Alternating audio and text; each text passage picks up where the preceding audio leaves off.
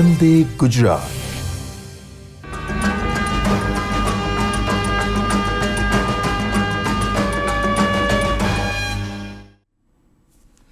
સૌને મારા નમસ્કાર.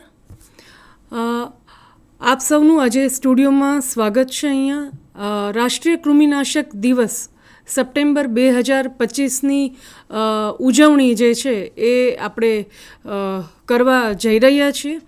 ત્યારે આરોગ્ય અને પરિવાર કલ્યાણ વિભાગ વતી હું ડૉક્ટર અવની જે છે આજનું આખી આ સેટકોમ રાષ્ટ્રીય કૃમિનાશક દિવસની ઉજવણી અંગેની તમામ જે ટેકનિકલ નોન ટેકનિકલ માહિતી જે છે એ આપવા જઈ રહી છું.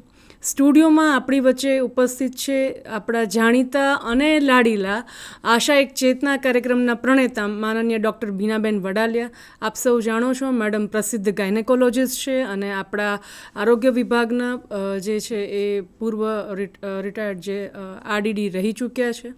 એમનું માર્ગદર્શન મેડમનું જે છે એ સતત મળતું રહે છે અને આપણે બધા બ્લેઝડ છીએ કે આ માધ્યમથી આપણે એમને અવારનવાર સાંભળતા રહીએ છીએ. મેડમ આપનું સ્વાગત છે. Thank you so much. દર વખતની જેમ આપણે પ્રાર્થનાથી શરૂઆત કરીશું. પ્રાર્થના.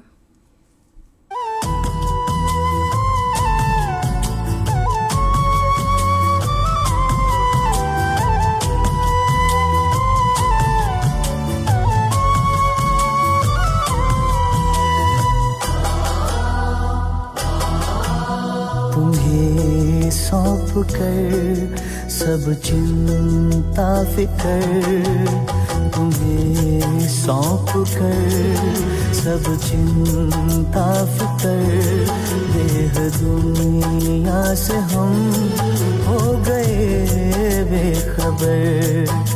खिवैया मेरी नैया तेरे हवाले, तेरे हवाले. चले हम उधर ले चले तुम जिधर, देह दुनिया से हम हो गए बेखबर. खिवैया मेरी नैया तेरे हवाले, तेरे हवाले. ये सौंप कर सब चिंता फिकर, देह दुनिया से हम हो गए बेखबर.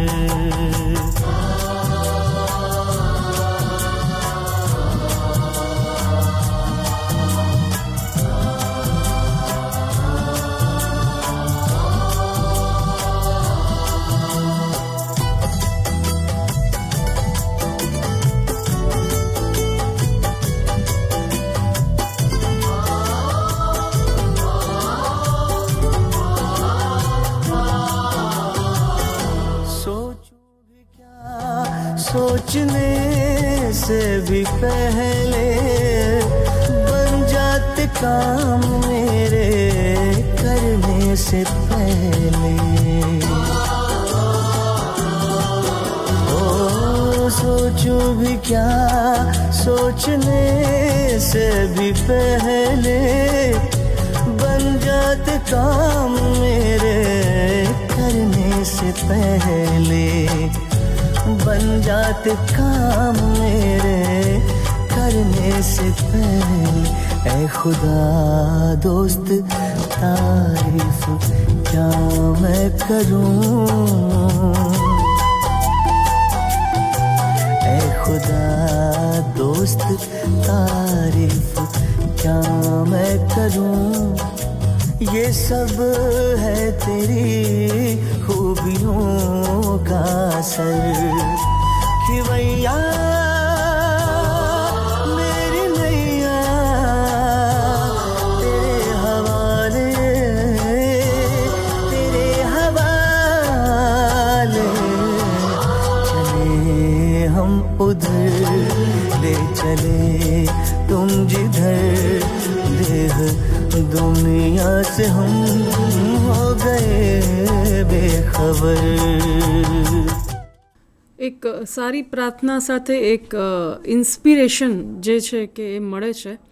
અને આપણે સૌ જાણીએ છીએ એમ આરોગ્ય એક એવું કામ છે જે આપણે બધા ફિલ્ડ ક્ષેત્રે આપ સૌ આશા બહેનો, CHO, મેડિકલ ઓફિસર મિત્રો, FHW, સુપરવાઇઝર બધા આપણે ઇન્ક્લુડિંગ અમે અહીંયા સ્ટેટની ટીમ પણ કે એક પુણ્યનું કામ અને એમાં આપણને એનું જે કહેવાય કે એનું આપણને વેજીસ પેમેન્ટ પણ મળે છે.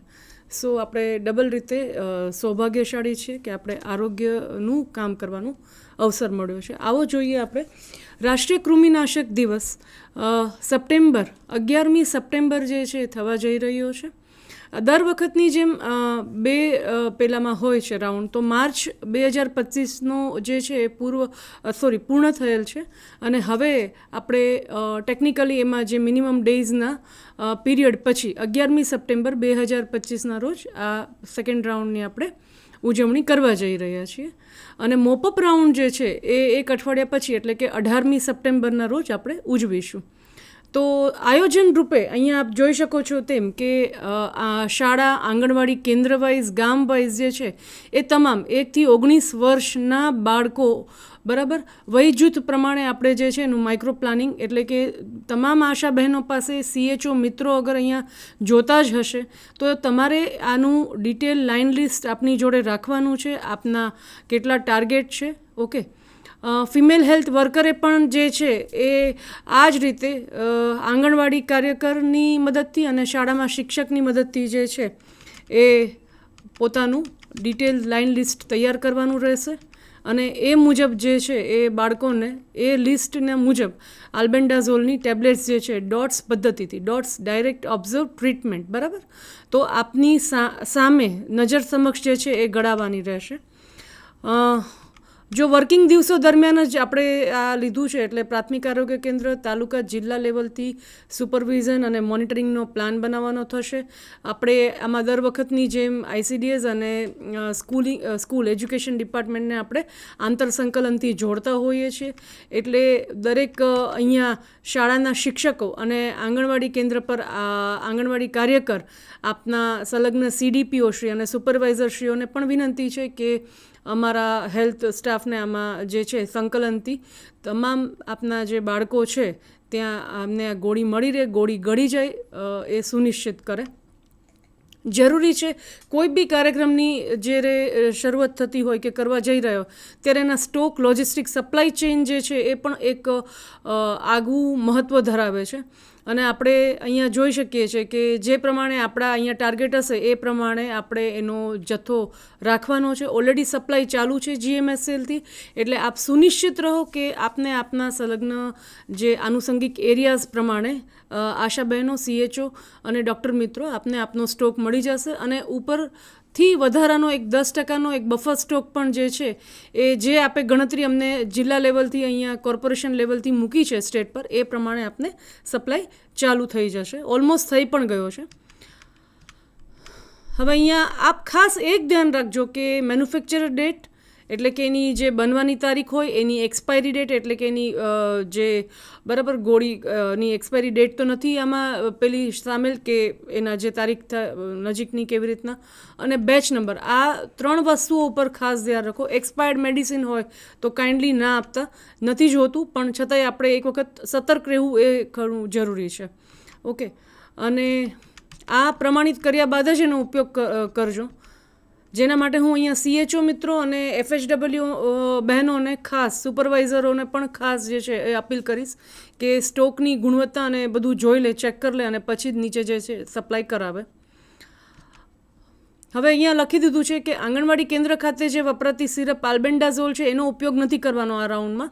સો આપણે આપણી ટેબ્લેટ્સ જે છે ઉંમર પ્રમાણે 1 થી 2 વર્ષ માટે આપણે 200 મિલીગ્રામ એટલે કે અડધી ગોળી, અને પછીથી જે છે 19 વર્ષની વય સુધી આપણે આખી ગોળી 400 મિલીગ્રામની આપતા હોઈએ છીએ. બહુ ઇઝી પ્રમાણે છે, એટલે દર વખતે આપણે કહીએ છીએ તેમ બાળકોને ચાવીને કહેવાનું છે, ડાયરેક્ટ ગળી ના જાય, અને થોડું એને જે છે એના માટે પાણીની પણ ત્યાં તરત સ્વચ્છ પાણી, પીવાલાયક પાણીની જે છે એ તૈયારી રાખવી. અને જો ગળામાં ફસાઈ જાય કે કોઈ એડવર્સ વિપરીત અસર એવું કંઈ બી થાય, એવું ના થાય એનું ધ્યાન રાખજો. અને કદાચ થઈ પણ ગયું તો મેડમ અહીંયા છે, ટેકનિકલી બહુ સરસ રીતે આપણને સમજાવવા જનાર છે. અને જો બાળક પહેલેથી બીમાર હોય, તાવ હોય કે કંઈ બીજું તકલીફ હોય તો એને પ્લીઝ ના આપતા ગોળી. હવે મેઇન વાત છે, આપણે જેમ સપ્લાય ચેઇન જોયું, કેવી રીતના આપવું, કેટલા ડોઝ આપવા, એ પણ અહીંયા જોઈ લીધું. તો એવી જ રીતે આપણી આ બધી પ્રવૃત્તિઓ, જેટલી બી સરકાર યોજનાઓ ચલાવે છે, આવા નેશનલ લેવલના કાર્યક્રમો ચલાવે છે, તો એનો પ્રચાર અને પ્રસાર સહી સમય પર યોગ્ય રીતે થવો પણ એટલો જ જરૂરી છે.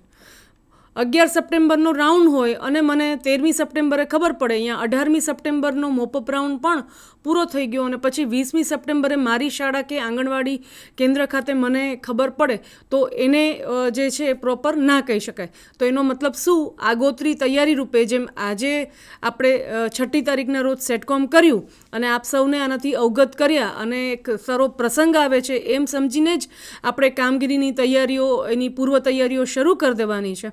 એ જ રીતે આપ સૌએ પણ આપના આનુષંગિક એરિયામાં, જિલ્લા સબ ડિસ્ટ્રિક્ટ લેવલ ખાતે, આપના PHC ખાતે, આપના આમ આયુષ્યમાન આરોગ્ય મંદિર ખાતે અને આપના આ ગામ ખાતે આની આગોતરી તૈયારી કરી દેવાની છે. એનું જેટલું બને તેટલું સમાજમાં જે છે એ સામુદાયિક સ્તરે એની જાગૃતિ થાય, એના માટે અવેરનેસ આવે અને એમને ખબર પડે બધાને કે આ દિવસે રાષ્ટ્રીય કૃમિનાશક દિવસ ઉજવવા જઈ રહ્યો છે, મારા બચ્ચાઓને મારે આ દવા આપવાની છે. પેરેન્ટ્સ હોય તો પણ, શાળામાં શિક્ષકો હોય તો પણ, અને આંગણવાડી, એમ બધા ખાતે તાલીમ પણ એટલી જ જરૂરી છે. બરાબર છે. દર વર્ષે આપણે તાલીમ આપીએ જ છીએ, એટલે રિફ્રેશર તાલીમ પણ આપણે અહીંયા આપી શકાય કે કેવી રીતના.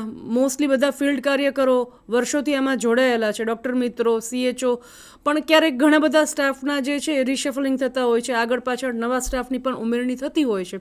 તો એ લોકોને ભારત સરકારની જે ગાઈડલાઇન છે એ મુજબ અમલ કરવાનો. જેટલા જૂના જાણીતા ડૉક્ટર મિત્રો છે, CHO અહીંયા છે, અહીંયા THO શ્રી પણ જોવે છે, અમને આ માધ્યમથી નિહાળી રહ્યા છે, તો એ લોકો પોતાના જે સ્થાનિક ક્ષેત્રે તાલીમ, ટેકનિકલ તાલીમ અને એડમિનિસ્ટ્રેટિવ તાલીમ એ જે છે એની પૂરી તૈયારી કરી લે, તમામ સ્ટાફને એમાં આવરી લે. હવે આ ગોળીઓને જાળવી રાખવાના તકેદારીના પગલાં, સ્ટોરેજ કેવી રીતના કરવું, બરાબર છે. જેમ સિઝન વાઇઝ આપણે મસાલાઓ ભરીએ છીએ, બરાબર, અથાણાઓ કરીએ છીએ, બધું વેફર ચિપ્સ પણ રાખીએ છીએ, તો એની પણ આપણે કેમ તકેદારી રાખીએ છીએ ને કે કેવી રીતના એનું સ્ટોરેજ કરવું.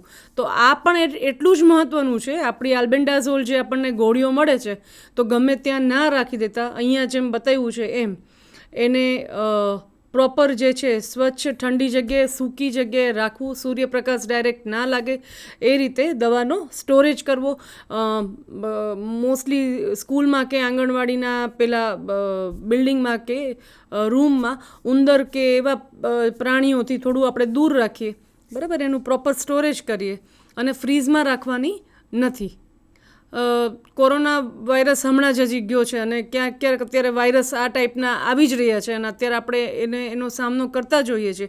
તો એને એ જ રીતે એના માટે અલર્ટ, વિજિલ થઈ તકેદારીના ભાગરૂપે તમામ જે સૂચનાઓ એનું ચુસ્તપણે પાલન કરવું, ડોર ટુ ડોર મુલાકાત કરવી દરમિયાન જરૂરી સાવચેતીના પગલાં, ઇન્ફેક્શન પ્રિવેન્શન કંટ્રોલ મુજબ રાખવાના, વારંવાર આપના હાથ ધોવાના, માસ્ક પહેરીને જાઓ તો બહુ સારું છે, સોશિયલ ડિસ્ટન્સ પણ એટલું જ મેન્ટેન કરવાનું. અહીંયા એડવર્સ ઇવેન્ટ જે છે એના માટે મેડમ બહુ જ ડિટેલથી આપણને સમજાવશે, તો હું અહીંયા બહુ આપને નથી જણાવતી, પણ આવું કંઈ અહીંયા તમને દેખાય છે એ રીતે કે આંતરડામાં કૃમિનો ચેપ વધુ હોય ને, ત્યારે ખાસ કરીને આ બાબતે ભય નથી થવાનું. જેમ કે ગોળીના સેવન બાદ જો ઉબકા, પેટમાં દુખાવો, ઉલટી, ઝાડા થવા, થાક લાગવો એવા લક્ષણો થઈ શકે છે, તો કોઈ પણ ગભરાયા વગર એના જે પ્રોટોકોલ્સ છે વિપરીત અસરના, એ મુજબ સારવાર કરવાની રહે છે. ગળતા ક્યારેક બચ્ચાઓના ગળામાં ફસાઈ જાય છે, શ્વાસ લેવામાં તકલીફ થઈ જાય, આમ એકદમથી બચ્ચું બેચેન બની જાય, તો તમારા ખોળામાં બાળકને ઊંધું રાખી અને બહાર ન નીકળી જાય એ રીતે પીઠ થપથપાવી શું તો કે ગોળી બહાર ના નીકળી જાય એ રીતે. હું આમાં બહુ નહીં પડું કેમ કે મેડમ બહુ જ ડિટેલથી લેવાના છે. ઇમરજન્સી રિસ્પોન્સ ટીમ હોય જ છે દરેક આરોગ્ય કેન્દ્ર કક્ષાએ, સો એ લોકોને તરત આપ જે છે એ માહિતગાર કરી શકો છો. બધું થઈ ગયા પછી આપણે એનું રેકોર્ડ અને રિપોર્ટિંગ જે છે એ રાખવું પણ એટલું જ મહત્ત્વ છે. તો બધા જિલ્લાઓ કક્ષાએ અને કોર્પોરેશન કક્ષાએ ઓલરેડી જે ભારત સરકારના નિયત નમૂના પ્રમાણે એના રિપોર્ટ્સના ફોર્મેટ આપી દીધા છે. તો એ પ્રમાણે જે છે એ આપ સૌને આનું રિપોર્ટિંગ કરવાનું રહેશે. હવે આની જોડે જોડે જે છે એ વિટામિન એ સપ્લાય બરાબર છે. વિટામિન એ સપ્લિમેન્ટેશન જે આપણે ઓલરેડી ઓગસ્ટથી જે છે એ આપણે શરૂ કરી દીધું છે. તો બચ્ચાઓને જેમ એમઆરનો ફર્સ્ટ ડોઝ લાગુ પડે બરાબર, તો 9મા મહિનાથી આપણે એને વર્ષમાં 2 વખત આપણે જે છે એનો by annual vitamin A supplementation રાખીએ છીએ. એક થોડીક એની હું સૂચના આપી દઉં આપને.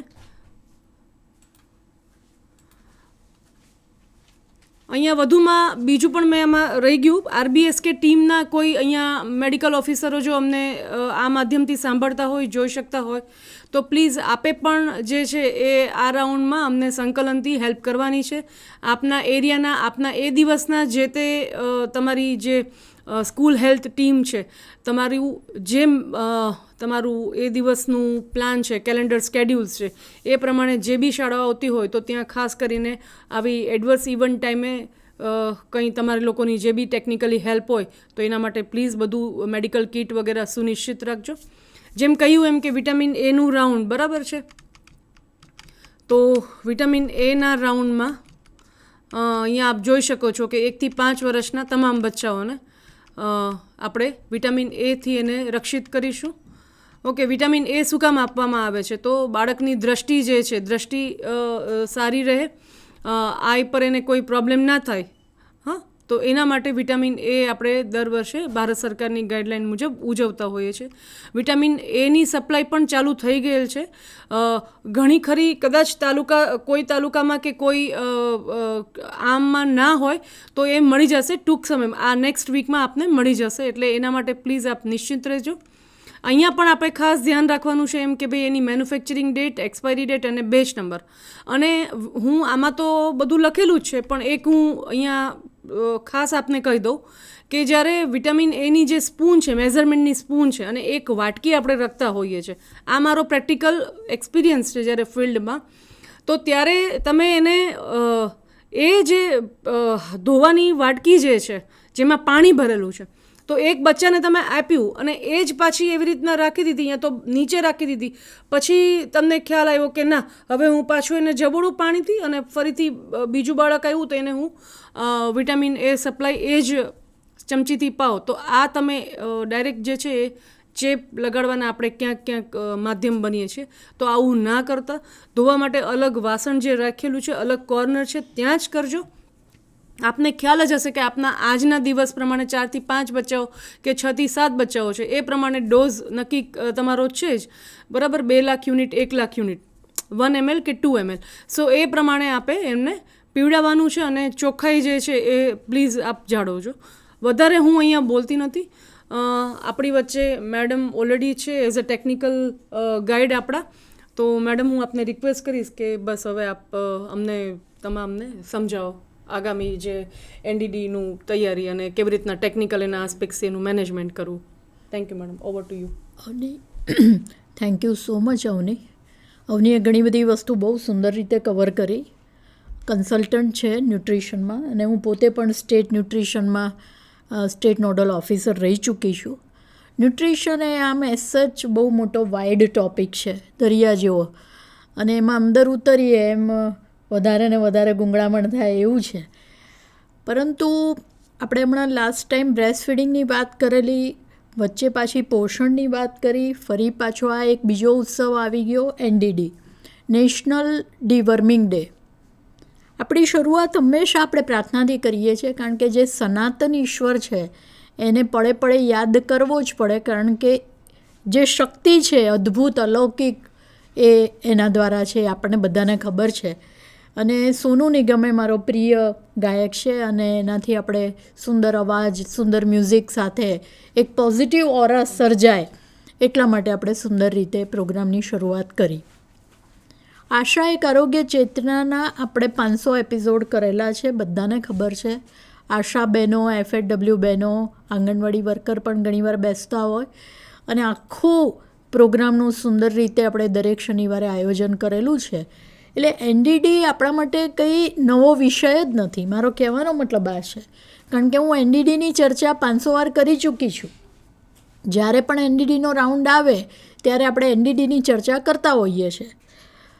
પહેલી વાત બરાબર સમજી લઈએ, દરેક વખતે કહું છું એમ કે ન વાસુદેવ ભક્તાનામ અશુભમ વિદ્યતે ક્વચિત જન્મ મૃત્યુ જરા વ્યાધિ ભયમ નૈવોપજાયતે. જે લોકો વાસુદેવ એટલે કે કૃષ્ણના ભક્ત છે એને કોઈ ટેન્શન કરવાની જરૂર નથી. અને વાસુદેવના ભક્ત એટલે ખાલી પૂજા પાઠ કરવા એવી વાત નથી, પણ તમારું કર્મ, કારણ કે એ કર્મ ઉપર જ વધારે વાત કરે છે. અને બિલ કિલ્ટને બહુ સુંદર વાત કરી છે, જે હું શરૂઆતમાં જ કહી દઉં તમને, કે જો તમારે 2 કલાકનો આનંદ લેવો હોય તો મ્યુઝિક સાંભળો, જો તમારે 2 દિવસનો આનંદ લેવો હોય તો પિકનિક પર જતા રહો, જો તમારે 1 વીક જેવો આનંદ લેવો હોય તો ધાર્મિક કોઈ સ્થળની મુલાકાત લઈ લો, 3-1 મહિનાનો આનંદ લેવો હોય તો પરણી જાઓ, પરંતુ જિંદગીભરનો આનંદ લેવો હોય તો સારું કર્મ કરો. મને આ વાક્ય બિલ કિલ્ટનનું ખૂબ ગમે છે, કે રિયલી સાચી વાત છે કે જે લોકો સારું કર્મ કર્યા કરે છે એ હંમેશા હેપી, ખુશ. તમે જ્યારે જુઓ ને ત્યારે એને કોઈ ટેન્શન જ ના હોય. દે આર ઓલવેઝ હેપી, કારણ કે એ જે કર્મ કર્યું છે એનો એને બહુ જ આનંદ મળ્યા કરતો હોય છે. એટલે આપણે જિંદગીભર છેલ્લા શ્વાસ સુધી સારું કર્મ કરવું. અને આ વસ્તુ આશાબેનને હું ઘણી બધી વાર કહી ચૂકી છું, ફરીથી આ રિપીટેશન માટે કહી રહી છું. પહેલું એક બીજું વાક્ય સમજી લો કે good planning is half done. કારણ કે યુઝ્યુઅલી તમે જે પણ વસ્તુ કરી દીધી પણ એનું ગુડ પ્લાનિંગ કર્યું હશે તો એ વસ્તુ તમને બહુ જ ઇઝી રહેશે. એનું ચેકલિસ્ટ બનાવ્યું હશે, ચેકલિસ્ટ પ્રમાણે બધી વસ્તુ છે કે નહીં, મારી જગ્યા, મારું 1 થી 19 વર્ષનું લિસ્ટ તૈયાર છે કે નહીં, આંગણવાડીમાં કેટલા છે, શાળાએ ન જતા કેટલા છે, સ્કૂલના કેટલા છે, મેં કોઓર્ડિનેશન કર્યું કે નહીં સ્કૂલ જોડે, આંગણવાડી જોડે, મારું ટ્રિપલ એ કેવી રીતે કામ કરી રહ્યું છે, ANM બેન છે, આંગણવાડી વર્કર છે કે મારી આશાબેન છે. આ 3 જણાના સમન્વયથી તો આપણે ભલભલા કેટલાય ઇન્ડિકેટરોને બહુ સુંદર રીતે પાર કરી શક્યા છીએ, બહુ સુંદર રિઝલ્ટ લાવી શક્યા છીએ. કારણ કે આશા એક એવી કડી છે જે આરોગ્ય ડિપાર્ટમેન્ટને, સમુદાયને બહુ સુંદર રીતે સહજતાથી અને સંવેદનશીલતાથી જોડે છે. તો જો આશાબેનને આ વાત ખબર પડી ગઈ એટલે આપણો 90% પ્રશ્ન સોલ્વ થઈ ગયો એવું સમજો. કારણ કે 47,000 જેટલી આશાઓ છે, આંગણવાડી વર્કર 53,000 છે, FHW પણ 10-15,000 છે. એટલે 1 લાખનું માનવ બળ જો એકવાર વિચારે ને એમાં પણ ફિમેલ, પતી ગયું. કોઈની તાકાત નથી કે આપણને સક્સેસ ના આપી શકે.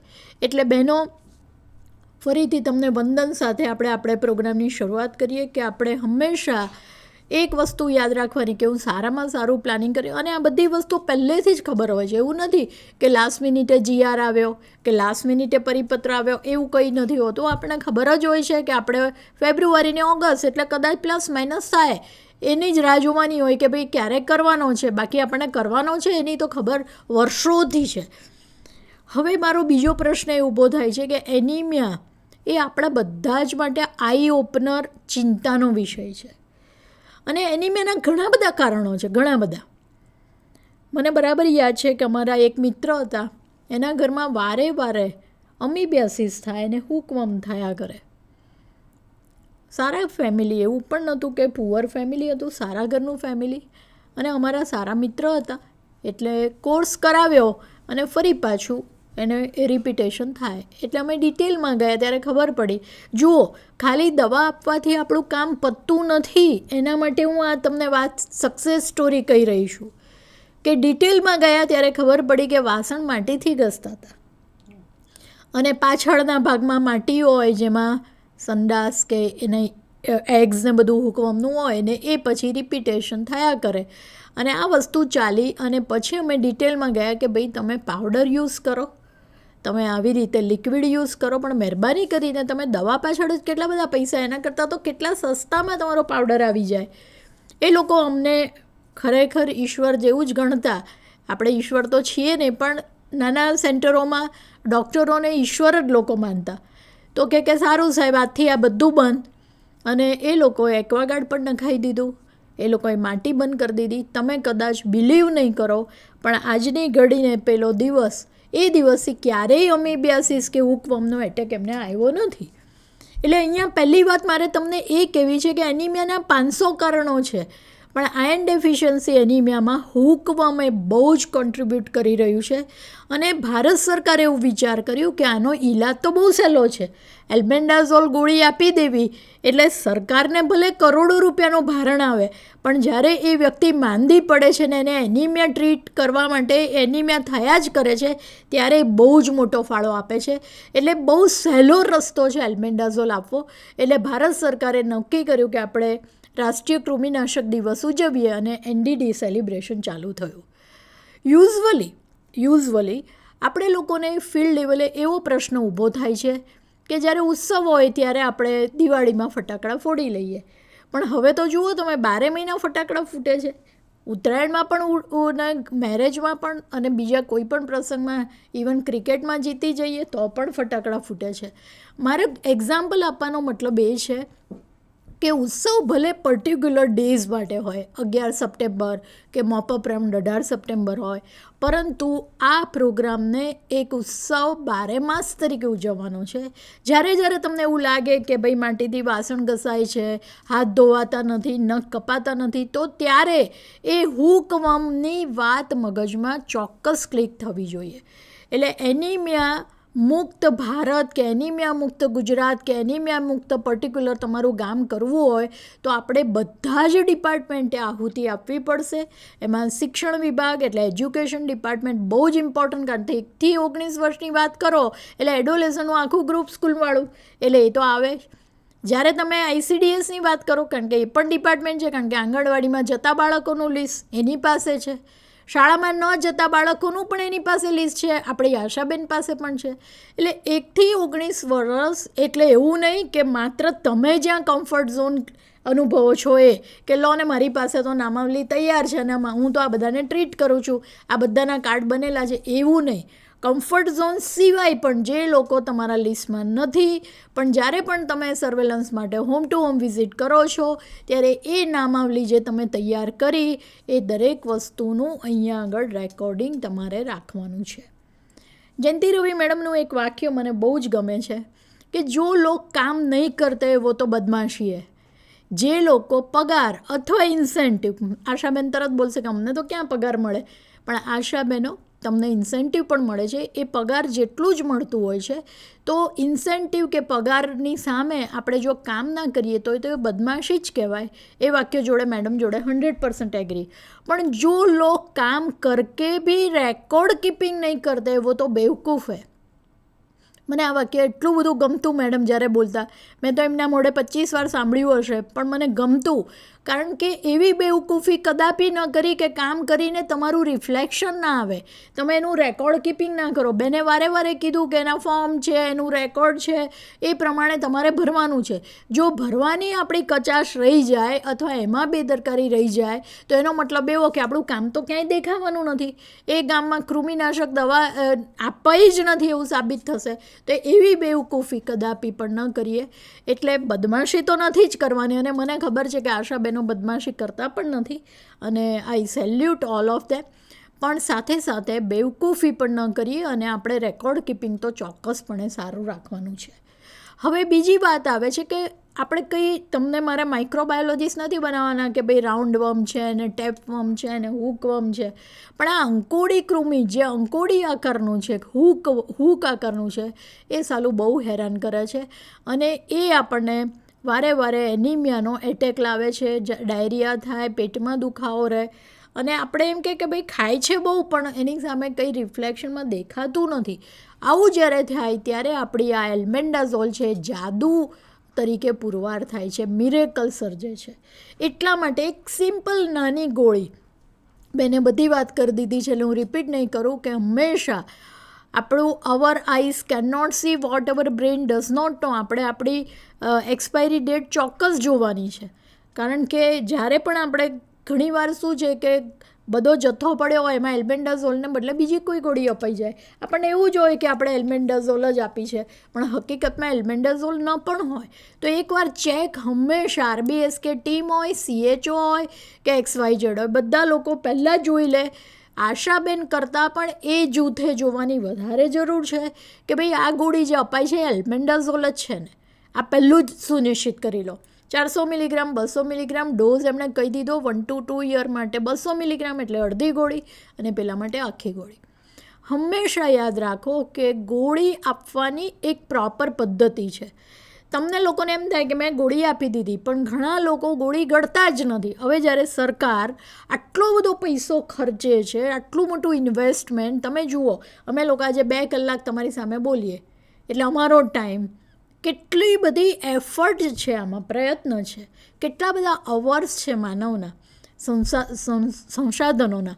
તો મારો કહેવાનો મતલબ એ છે કે જ્યારે આટલું મોટું ઇન્વેસ્ટમેન્ટ હોય ત્યારે કામની ક્વોલિટી તો ક્યાંય કોમ્પ્રોમાઇઝ ન થવી જોઈએ. 200 મિલીગ્રામ આપવાની છે અને 200 મિલીગ્રામ અડધી ગોળી, એ પણ તમે ઇમ્પ્રોપરલી જ્યાં હાઇજીન મેન્ટેન ના થાય એ રીતે કટકો કરવાનું એ બધું નહીં, વ્યવસ્થિત રીતે કરો કે જ્યાં આગળ તમે સ્ટરીલાઇઝ વસ્તુ હોય, ચોખ્ખી ધોયેલી પ્લેટ હોય, એની અંદર અડધી ગોળી કરો. અને બીજું છે ડોટ્સ પદ્ધતિ. ડોટ્સ એટલે ડાયરેક્ટ ઓબ્ઝર્વેશનમાં જ તમારે આ થેરેપી આપવાની છે, જે આપણે IFA ટેબ્લેટમાં કરીએ છીએ કે ટીચર પણ આમાં સહભાગી થાય, આંગણવાડી વર્કર પણ આ જોઈ લે અને અમારી આશા બહેનો પણ જોઈ લે. આ બધા ભેગા થઈને અને એને ઓવરઓલ સુપરવિઝન કરે કે ભાઈ કોઈ રહી ગયું છે કે નહીં. અને સુપરવિઝનવાળા તો સુપરવિઝન કરે જ છે, તો સુપરવાઇઝરની પણ આમાં બહુ જ અગત્યની ભૂમિકા આવે છે કે મોનિટર કરે બરાબર કે આ બધું બરાબર થઈ રહ્યું છે કે નહીં. સૌથી અગત્યની વસ્તુ છે જાહેરાત કરવી, અવેરનેસ ક્રિએટ કરવી. બેને વાત કરી કે આપણો 18મી રાઉન્ડ હોય ત્યાં સુધી તો લોકોને સ્કૂલમાંય ખબર ના હોય, ન આંગણવાડીને ખબર હોય, ન લોકોને ખબર હોય. મને એવું લાગે છે કે માઇક સિસ્ટમ બહુ અગત્યની મીડિયા છે કે જેના થ્રુ તમે બહુ જ બધી સરસ રીતે જાહેરાત કરી શકો. પોસ્ટરો, IEC, કરોડો રૂપિયા સરકાર ખર્ચે છે IECમાં, તો મહેરબાની કરીને એને આપણા રસોડાના પેલા એને ન કરતા એને એકચ્યુઅલ એનો IEC તરીકે યુઝ થાય, જ્યાં બહેનો વારે વારે જતા હોય, દૂધ મંડળી છે કે શાકવાળી બધી જગ્યાઓ કે જ્યાં બહેનોનું વધારે એક્સપોઝર થતું હોય ત્યાં આવી રીતે IECના બેનર લગાડવા જોઈએ, એટલે લોકોને ખબર પડે કે આ વરઘોડો હવે આવી રહ્યો છે અને આપણે આ ગોળી આપણા બાળકને આપવાની છે. એટલે મારો આ એક બીજો મુદ્દો છે જે બરાબર આપણે સમજી લઈએ કે હું 1 to 2 યર્સ માટે 200 મિલીગ્રામ અને બાકીના બાળકોને 400 મિલીગ્રામવાળી પ્રોપર ડોઝમાં. આમાં એવું થાય કે ઓહો આમાં તો 400 મિલીગ્રામ થોડી અપાતી હોય, તો બધા લોકો ગાંડા નથી. આ બધું રિસર્ચ રીતે એવિડન્સ બેઝ છે કે ભાઈ 2 વર્ષથી મોટું બાળક એટલે 400 જ મિલીગ્રામ, તો જ એ હુકવમ કમ્પ્લીટ એના એગ્સ જતા રહેશે, નહીંતર નહીં જાય. હવે આ મુદ્દા પછી મારે બીજી એક અગત્યની વાત કરવાની આવે છે કે prevention is always better than cure. હા, આલ્બેન્ડાઝોલ આપણે આપીએ છીએ ને એમાં નુકસાન પણ કોઈ નથી. ધારો કે મને હુકવમ નથી અને ગોળી ગળી લીધી તો કંઈ મને કોઈ નુકસાન નથી, કારણ કે ઘણા બધા લોકો પ્રશ્ન કરે કે મેડમ હુકવમ ના હોય ને આપણે ગોળી આપી દઈએ શું થાય? મને ઘણીવાર પ્રશ્નો આવે છે. એમાં કોઈ જ નુકસાન નથી, એટલે એ તમે ટેન્શન કરતા નહીં, કારણ કે આ તો સિંગલ ટેબ્લેટ છે કે તમારે 5-6 દિવસનો કોર્સ નથી કરવાનો એન્ટીબાયોટિક જેવો. એક જ સિંગલ ગોળી છે અને એમાં કોઈ નુકસાન નહીં થાય. અને યુઝ્યુઅલી નાનું મોટું તો કોઈને મુશ્કેલી હોય તો સંપૂર્ણ ક્યોર થઈ જાય છે. એટલે આ વાત છે. પ્રિવેન્શન કરવું એ ક્યોર કરતાં હંમેશા ભલે મોંઘું કદાચ હોય પણ એ વધારે સારું છે. માણસ રોગી થઈ જાય, માણસને મુશ્કેલીઓ પડે અને પછી તમે એને ટ્રીટમેન્ટ આપો તો ખર્ચાળ પણ છે, એ માણસ દુઃખી થાય, એને મજૂરી કેટલી બધી વેસ્ટ જાય, કારણ કે જઈ ના શકે, પેટમાં ચૂંક આવ્યા કરતું હોય, ઝાડા થઈ જતા હોય, તો તમે કેવી રીતે હેન્ડલ કરી શકો? અને ખાસ કરીને નાના બાળકોમાં તો આ પ્રોબ્લેમ ન કહી શકાય, ન સહી શકાય એવી હાલત છે. એટલે નાના બાળકોને એક તો પ્રોબ્લેમ એક્સપ્રેસ કરતાં ના આવડતું હોય ત્યારે મા બાપ પણ ચિંતામાં બહુ મુકાઈ જાય અને બાળકોના ડૉક્ટર પાસે બધે જવું પડે. એટલે પહેલો મુદ્દો છે નખ કાપા વિશે. મેં ઘણી બધી આંગણવાડીમાં પણ મુલાકાત લીધી છે, મમતા ડેઝમાં પણ મુલાકાત લીધી છે. હું વારે વારે એક રિપીટેશન માટે ઇવન આરડીડી તરીકે પણ જતી ત્યારે કહેતી કે ભાઈ તમારું નેઇલ કટર ક્યાં છે. પહેલી વસ્તુ કે બાળકની જ્યારે પણ એન્ટ્રી આંગણવાડીમાં, સ્કૂલમાં, મેં હમણાં સ્કૂલના ટીચરો, હું હમણાં એક એલેમ્બિકનો પ્રોગ્રામ કરતી હતી ત્યારે મેં સ્કૂલના ટીચરોને કીધું કે કોસ્ટ કેટલી, નેલ કટર 50 રૂપિયાથી વધારે તો ના જ આવે, અને એકવાર ખરીદી લીધું, લોક એન્ડ કીમાં મૂકો, અને જે બાળકના નખ વધારે હોય એને એક નાની પનિશમેન્ટ ઇઝ, એટલે એ વર્ડ બરાબર નથી, પણ એક નાની વસ્તુ કે ભાઈ તારે હવે 2 રૂપિયાનો દંડ કે 1 રૂપિયાનો, બહુ મિનિમમ દંડ રાખો, પણ એને ખબર પડે કે મારે નખ કાપીને જ આવવાનું છે, અને એક મોનિટર બનાવો જે નખ કાપે, પહેલું નખ કાપવા વિશે. બીજી શૌચાલયનો ઉપયોગ. હવે ગામડાની અંદર આપણે હજી પણ જોઈએ છે કે શૌચક્રિયા માટે આવી રીતે બહાર જ બાળકો બેસતા હોય, ઇવન મોટા પણ બેસતા હોય, જે નરેન્દ્ર મોદી સાહેબે, આપણા આદરણીય પ્રધાનમંત્રીશ્રીએ આટલું મોટો જંગ જીતી શકાય એવી મોટી વસ્તુ કરી અને કરોડોની સંખ્યામાં શૌચાલયો બનાવ્યા. તો રેવન્યુ ડિપાર્ટમેન્ટને એ લોકોને હું સેલ્યુટ કરું છું. તો પછી જ્યારે શૌચાલય નહોતા ત્યારે આપણે ચીસો પાડતા હતા, હવે જ્યારે બની ગયા ત્યારે શૌચાલયનો ઉપયોગ નથી કરતા. તો મને એવું લાગે છે કે પાણી પણ આવી ગયું, શૌચાલયો પણ આવી ગયા, તો મારી દ્રષ્ટિએ એનો ઉપયોગ કરવો જોઈએ. ત્રીજી વસ્તુ કે કોઈક કારણસર બહાર શૌચક્રિયા માટે જવું, પણ ચંપલ પહેર્યા વગર તો બહાર જવાનું જ નથી. એટલે કે મેડમ અમારે તો ગરીબ છીએ, અમારે તો ક્યાં પોસાય. ભાઈ ચંપલની કોસ્ટ 20 રૂપિયાથી વધારે હોતી નથી. આપણે કંઈ હાઈફાઈ ડૉક્ટર ચંપલ નથી લાવવાના જેની કોસ્ટ 1000 રૂપિયા હોય.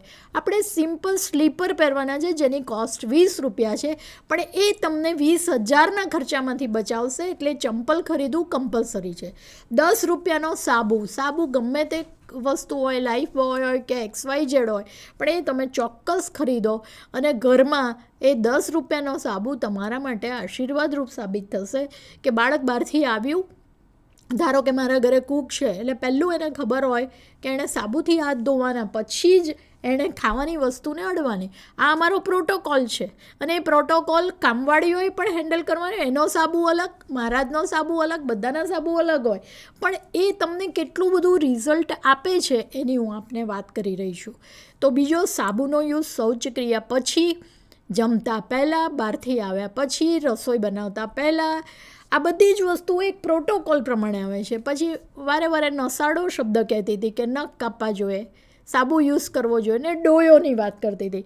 પણ હવે મેં ડોયો મારા લિસ્ટમાંથી બહાર કાઢી નાખ્યો છે, કારણ કે ડોયો બેનો સાફ નથી કરતા, ગરોળીઓ ફરે છે, અંદર જાડા પડી ગયા હોય, એ વધારે રોગને આમંત્રિત કરે છે. એના કરતાં બેટર છે કે નળવાળું માટલું લઈ દો, અને નળવાળા માટલામાં જ તમે બહુ સરસ રીતે પાણી વીછળીને સરસ રીતે ભરો, અને એમાં પણ પોરા કલેક્ટ ના થાય. એનું નીચેનું જે કન્ટેનર હોય જેમાં પાણી ભરાય, તો એમાં પણ મચ્છરના પોરા ડેવલપ થતા હોય છે. એટલે વારે એને કમ્પ્લીટલી બ્રશથી સાફ કરવો અને પાણી ભરો. એટલે આવું પીવાલાયક પાણી હોવું જોઈએ કે જે ખરેખર ક્વોલિટીવાળું હોય અને રોગ ઉત્પન્ન ના કરે, કોલેરા ઉત્પન્ન ના કરે એવું હોવું જોઈએ.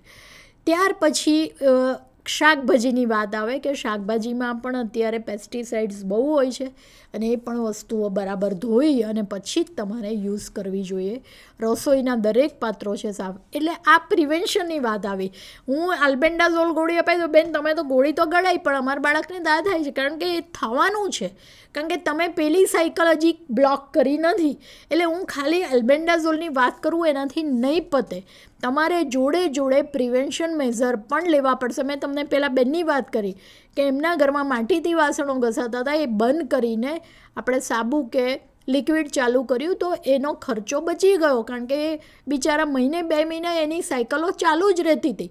તો આ પણ એક પ્રશ્ન તમે બરાબર વિચારી લો. એક બીજી સક્સેસ સ્ટોરી કહેવા માગું છું. આપણે કોન્ફિડેન્શિયાલિટી જાળવીએ એટલે હું નામ નહીં કહું, પણ એક વ્યક્તિ હતી, બહુ જ એજ્યુકેટેડ વ્યક્તિ, અને પ્રેગ્નન્સી હતી, અને એને વારે 9 ગ્રામ હિમોગ્લોબિન તો બરાબર જ હતું, પણ જોડે ડાયરિયાનો ફરિયાદ કરે. બહુ જ રીચ ફેમિલી અને બહુ જ એજ્યુકેટેડ ફેમિલી, અને મારો કોન્ટેક્ટ થયેલો એટલે મારી જોડે એમણે વાત કરી કે મેડમ ક્યાં કરેંગે. એટલે હું વિચારતી હતી કે એન્ટીબાયોટિક અપાઈ ગઈ છે, બહારનું તો એ લોકો કોઈ ફૂડ ખાતા નથી, શી ઇઝ પ્રેગ્નન્ટ, ઘરમાં જ બને છે એ જ ખાય છે. મને એકાદ દિવસ પછી મને વિચાર આવ્યો, મેં પાછો કોલ લગાડ્યો. મેં કીધું તમારી રસોઈવાળી બાઈ રસોઈ કરે છે? તો કે હા. મેં કીધું તમને જે કમ્પ્લેન છે એને પણ છે એવું પૂછી લો ને જરા. તરત જ એણે બાઈને બોલાવી અને પૂછ્યું કે આપકો યે હોતા હે? તો એણે હા પાડી કે મને સેમ કમ્પ્લેન છે. કારણ કે કેરિયર જે હોય એ પણ તમને વારે વારે ઇન્ફેક્શન લગાડે. તમે વિચારો, હું આ બધી સક્સેસ સ્ટોરી કેમ કહી રહી છું કે જો રૂટ કોઝને પકડીએ નહીં તો તમારું જે ઇન્ફેક્શનની ચેનલ છે એનું ચક્ર ચાલુ જ રહેવાનું છે. તરત હા પાડી. મેં એમને કીધું 10 દિવસ બ્રેક પાડી દો, એને રજા આપી દો. પહેલાં એને પણ તમારી જેવી જ બધી દવા ટીનીડાઝોલ ને બધું કેટલુંય ગળાયું, હુકવમ માટે બધું કર્યું, અને પછી એ વ્યક્તિ એકદમ રિપેર થઈ ગઈ. નખ કાપ્યા, સાબુની સિસ્ટમ ચાલુ કરાવી, અને પછી એને પણ ડાયરિયા મટી ગયા અને એને પણ મટી ગયા. કહેવાનો મતલબ એ છે કે આટલા બધા રૂટ સુધી જવું પડે છે. ત્યારે લોકો કહે કે હા મેડમ તમારી વાત સાચી છે કે હવે અમને મટ્યું. એમને એમ એવી રીતે મળતું નથી. તો તમારે આટલું બધું તમારે બ્રોડ થિંકિંગ કરીને આગળ વધવાનું છે. આ પ્રિવેન્શનની વાત થઈ. હવે વાત આવે છે કે આલ્બેન્ડાઝોલ ગોળી તમારે ડોટ્સ થેરેપી તરીકે આપવાનું. પાણી તો તમારું ચોખ્ખું જ હોવું જોઈએ, પીવાલાયક. ઘણીવાર હું જોઉં છું કે સ્કૂલોમાં ને બધે પીવાલાયક પાણી નથી હોતું. આપણે સુનિશ્ચિત કરીએ. અને વારે વારે કહું છું કે એક અકેલા થક જાયગા મિલકર હાથ બઢાના. બધાએ સાથે મળીને આ પ્રોગ્રામ ચલાવવાનો છે. કોઈ એકલા હેલ્થ ડિપાર્ટમેન્ટનો કોઈ પ્રોગ્રામ નથી. આ લોકોનો પ્રોગ્રામ છે. એમાં જન આંદોલન કરવાની જરૂર છે, જન જાગૃતિ લાવવાની જરૂર છે, જન સહયોગિતાની જરૂર છે. જ્યાં સુધી લોકોમાં એ ફેરફાર નહીં થાય ત્યાં સુધી આપણો કોઈ પણ પ્રોગ્રામ સક્સેસ નથી જવાનો. કારણ કે લોકો એમ માને કે હવે સરકાર છે, આ બધું ચાલે, એમને કદાચ ઇન્સેન્ટિવ મળતું હશે એટલે આપતા હશે. એવી વિચારધારા બિલકુલ ચાલી શકે નહીં. અને લોકો માટે છે, એમના બાળકો માટે છે, એ લોકોને એ રિયલાઇઝેશન ગમે તે રીતે RBSK ટીમ કે CHO મારફતે આ મેસેજીસ પહોંચવા જ જોઈએ, અને જેને કારણે આપણો પ્રોગ્રામ વધુ સારી રીતે ચાલે. એટલે આ એક મુદ્દો જે છે મારે તમને કહેવાનો હતો. એ જે કીટ છે NDD કીટ, એની અંદર IC મટીરિયલ પણ છે, દવાઓનો જથ્થો છે, જે સુનિશ્ચિત દરેક વ્યક્તિએ એડવાન્સમાં કરવાનું છે. આગ લાગે ત્યારે મહેરબાની કરીને કૂવો ખોદવા ના બેસતા. જ્યારે તમારું પ્લાનિંગ સ્ટેજ છે ત્યારે જ સુનિશ્ચિત કરી લો કે તમારે દવા રાજ્ય કક્ષાથી ડિસ્ટ્રિક્ટથી બ્લોકથી તમારા લેવલ સુધી પહોંચી કે નહીં. એ બધી જ વસ્તુઓ તમારે એક ચેકલિસ્ટમાં જ હોય, એટલે એ ચેકલિસ્ટમાં ટિક કરતા જાઓ અને એ તમારી આવી જાય. પછી બેને વાત કરી કે એડવર્સ રિએક્શન. જુઓ, બાય એન્ડ લાર્જ આલ્બેન્ડાઝોલનું કોઈ એડવર્સ રિએક્શન નથી. હું IFAમાં પણ આ જ વાત હમણાં એલેમ્બિકમાં પણ કહીને આવી કે મેડમ એ તો ઉલટી કરી નાખે. મેં કીધું હું માનવા તૈયાર નથી કે વીકલી આયર્ન ફોલિક એસિડ આપવાથી વ્યક્તિને વોમિટિંગ થાય, સિવાય કે વ્યક્તિ સાવ માંદું છે, ભૂખ્યા પેટે દવા લીધી છે, એન્ટીબાયોટિક ઓલરેડી ચાલુ છે, અને જો તમે IFA આપી હોય તો કદાચ વોમિટ થાય. બાકી જે લોકો રોજ લેતા હોય એના માટે હજી પણ શક્ય છે, પણ વીકલી એક ગોળીમાં કંઈ શક્યતા નથી. સિવાય કે એના મગજમાં એક વસ્તુ ફીડ કરી દીધી હોય કે આ ગોળી લેવાથી વોમિટિંગ થશે, અને એને વોમિટ થાય છે એટલે અવનીબેનને થાય, અવનીબેનને થાય એટલે બીજાને પણ થાય, ત્રીજાને પણ થાય. એ એક સાયકલ ચાલુ થઈ જાય છે. એટલે મહેરબાની કરીને એવું મગજમાં ના વિચારો કે એડવર્સ રિએક્શન આના થશે. આનું કોઈ adverse reaction by and large થતું નથી. પહેલી વસ્તુ છે કે દવા છે એ નાના બાળકોને જ્યારે આપીએ ત્યારે સચેતતા તો રાખવી જ પડે, કારણ કે તમારે ગોળી ગળાવવાની વાત છે. આજે મારી નાની દીકરીની દીકરી છે, એને તમે ગોળી ગળાવવાની વાત કરો તો એના માટે થોડું ઇમ્પોસિબલ છે. તો એ ક્રશ કરવી, પણ ક્રશ કરવાની મેથડ પણ સારી વ્યવસ્થિત હોવી જોઈએ, અને ચોખ્ખાઈ છે, હાઇજીન છે, ચમચી કે ડીશ જે પણ તમે એના માટે વાડકી વાપરો એ વ્યવસ્થિત હોય, અને એ પછી ઓગાળીને તમારા હાથ પણ સાબુથી ધોયેલા હોય અને એને ઓગાળીને પીવડાવી દો. મને એમ થાય છે કે એ ગોળીને ગળાવવાનું રિસ્ક એટલું બધું મોટું છે કે એમાં જો અટકી જશે તો બાળકનો જાન પણ જઈ શકે.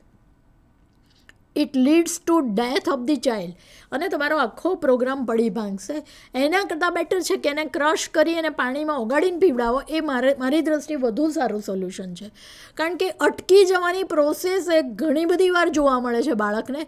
તો એવું ન થાય એના માટે ક્રશ કરીને આપો. બાકી બાળક ચાવી, પાઇનેપલ ટેસ્ટ હોય છે યુઝ્યુઅલી, તો બાળક ચાવી શકે તો સવાલ જ નથી, પણ નાના બાળક માટે એ થોડું ડિફિકલ્ટ છે. તો મને લાગે છે ક્રશ કરીને તમે ચોક્કસ આપી શકો.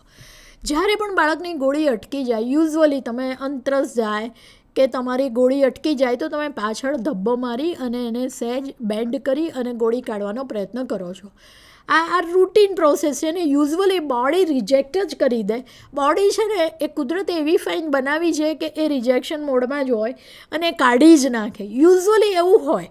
તમે સિવાય કે ગભરાઈ જાઓ ને કંઈક ખોટા વેતા કરો ચાલુ કરો ને તો જ એ ગોળી છે ને એ શ્વાસનળીમાં અટકી જાય. બાકી યુઝવલી તમે બાળકને સહેજ નીથી દબાવીએ દો તો એ સીધું બહાર જ નીકળી જશે. પણ હજી ફરીથી રિપીટેશન માટે કહું, ક્રશ કરેલી ગોળી નાના બાળક માટે વધુ હિતાવહ છે રાધર દેન ગોળી ગળાવી. કારણ કે એક તો તમે અડધી કળો ને એટલે થોડી ખરબચડી થઈ જાય ગોળી, એટલે એ ક્યાંક ઈજા પણ કરી શકે, એટલે એ ન કરો. બીજું, તમારે ઇમરજન્સી ટીમ તમારી તૈયાર છે જે ટ્રેન્ડ છે બહુ સરસ રીતે. એ લોકોની કિટમાં બધી ઇમરજન્સી દવાઓ છે, એટલે તમે તાત્કાલિક કોલ કરીને ઇમરજન્સી ટીમને બોલાવી શકો. ઇમરજન્સી રિસ્પોન્ડ કરે જ, કારણ કે યુઝવલી કોઈને ઇમરજન્સી ઊભી જ ન થતી, એટલે હાર્ડલી એવું એકાદ ઇમરજન્સી ઊભી થાય.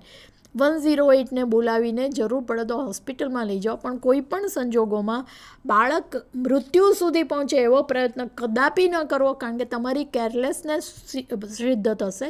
જો તમે ખરેખર એલર્ટ છો ને તો ત્યાં જ ટ્રીટ થઈ જશે, પણ જો એલર્ટ નથી અને ડિલે કરશો તો બાળકને આપણે મૃત્યુના મુખમાં પહોંચાડી શકીએ કદાચ. બહુ રેર સિચ્યુએશનમાં જો ગોળી અટકી ગઈ ને શ્વાસનળીમાં અટકી ગઈ તો, પણ જો તમે ક્રશ કરીને આપો છો ત્યારે તો એવો કોઈ પ્રશ્ન ઊભો જ નથી થતો. મોટા હોય તો શાંતિથી ચાવી શકે છે ગોળીને, એટલે એમાં પણ કોઈ અટકવાનો પ્રશ્ન મારી દ્રષ્ટિએ નથી. જે લોકોને વોમિટિંગ ને એવું થાય છે એને રીઝન ચકાસી લો કે આ માંદું બાળક નથી. અને જ્યારે કોઈ પણ માતા કે કોઈ ટીચર કે બાળક પોતે એડોલેસન્ટ કોઈ બોય કહે કે ભાઈ મને તો ફીવર હતો અને મને કંઈ બરાબર નથી, મહેરબાની કરીને ફોર્સફુલી એને ગોળી જ ના ગળાવો. 4-5 દિવસ જવા દો, કારણ કે અહીંયા તો કાગનું બેસવું ને ડાળનું પડવું છે. તમારી ગોળી છે મુન્ની બદનામ હો જાયગી, તમારી ગોળી બદનામ થઈ જાય છે ને. આપણે એવું કોઈ દિવસ પ્રયોજન ન કરવું કે માંદગીમાં એને પોતાની માંદગી છે, એન્ટીબાયોટિકના ઇસ્યુ છે અને એમાં તમારી એલ્બેન્ડાઝોલ બદનામ થઈ જશે. એટલે મહેરબાની કરીને હમણાં ટાળો. પછી તમને લાગે કે રિકવરી કમ્પ્લીટ આવી ગઈ છે ત્યારે ફરીથી જઈને ગોળી અથવા એના મા બાપને આપી દો કે ભાઈ ગોળી ગળાવી દેજો, હમણાં નહીં ગળાવતા. તો આવું પણ તમે ઓલ્ટરનેટિવમાં કરી શકો. સૌથી અગત્યનો રોલ મા બાપનો પોતાનો છે, કારણ કે ઘણીવાર પેરેન્ટ્સનું રિજેક્શન બહુ વધારે હોય છે. મારી દ્રષ્ટિએ જ્યારે પણ આવા પ્રોગ્રામ પોષણને લગતા, એનિમિયાને લગતા, IFA ગોળીને લગતા, એમાં મા બાપનું રિજેક્શન સૌથી વધારે હોય છે. હમણાં હું આ બધી ટ્રેનિંગ કરું છું ત્યારે ટીચર્સ પણ બહુ ઓપોઝ કરે છે કે મેડમ મા બાપ જ એવું કહે છે કે તમે કઈ ગોળી ખવડાવો છો, શું કામ ગળાવો છો, ના ગળાવો, અમારી પરમિશન લો, અમારી સહી લો, આવી બધી વાતો ચાલતી હોય છે. પણ મા બાપને જો પહેલેથી ટીચર્સ પેરેન્ટ મિટિંગ હોય ત્યારે એમને બોલાવી અને એમને વ્યવસ્થિત રીતે જો તમે એને સરખી રીતે કહ્યું હશે તો પેરેન્ટ્સ વિલ સપોર્ટ યુ. અને જો પેરેન્ટ્સ જો તમને સપોર્ટ કરવા માંડ્યા ને તો તમે અડધી ગેમ પોષણ રિલેટેડ કે આ હુકમ રિલેટેડ બાબતમાં જીતી ગયા. કારણ કે મોટાભાગે સ્ત્રી એ ઘરનું સંચાલન કરતી હોય છે. જો સ્ત્રી કન્વિન્સ થઈ ગઈ ને તો સાહેબો તમારી અડધી તમે આખી બેટલ છે જીતી ગયા. યુદ્ધ તમારું પૂરું થઈ જશે કોઈ પણ જાતની મુશ્કેલી વગર. એટલે આ પણ મારો એક મુદ્દો છે જે આપણે બરાબર સમજી લઈએ. ત્યાર પછી વાત મેં તમને કિટની વાત કરી લીધી. એક 108 તૈયાર, બીજું ઇમરજન્સી નંબર્સ તૈયાર હોવા જોઈએ કે મારે કયા RBS કે એમઓને મારે કન્સલ્ટ કરવાનું છે. ઘણીવાર શું છે કે આપણે જ્યારે જોઈતો હોય ને ત્યારે આપણને નંબર જ ના મળે, તો એવા મોટા અક્ષરે આવા બધા નંબરો લખેલા હોય કે ફટ કરતું કોઈ બીજી વ્યક્તિ પણ જોડીને બોલાવી શકે. 108 તો ગમે ત્યારે ડાયલ કરો, ફટ કરતું મેક્સિમમ 10 મિનિટમાં આવી જાય.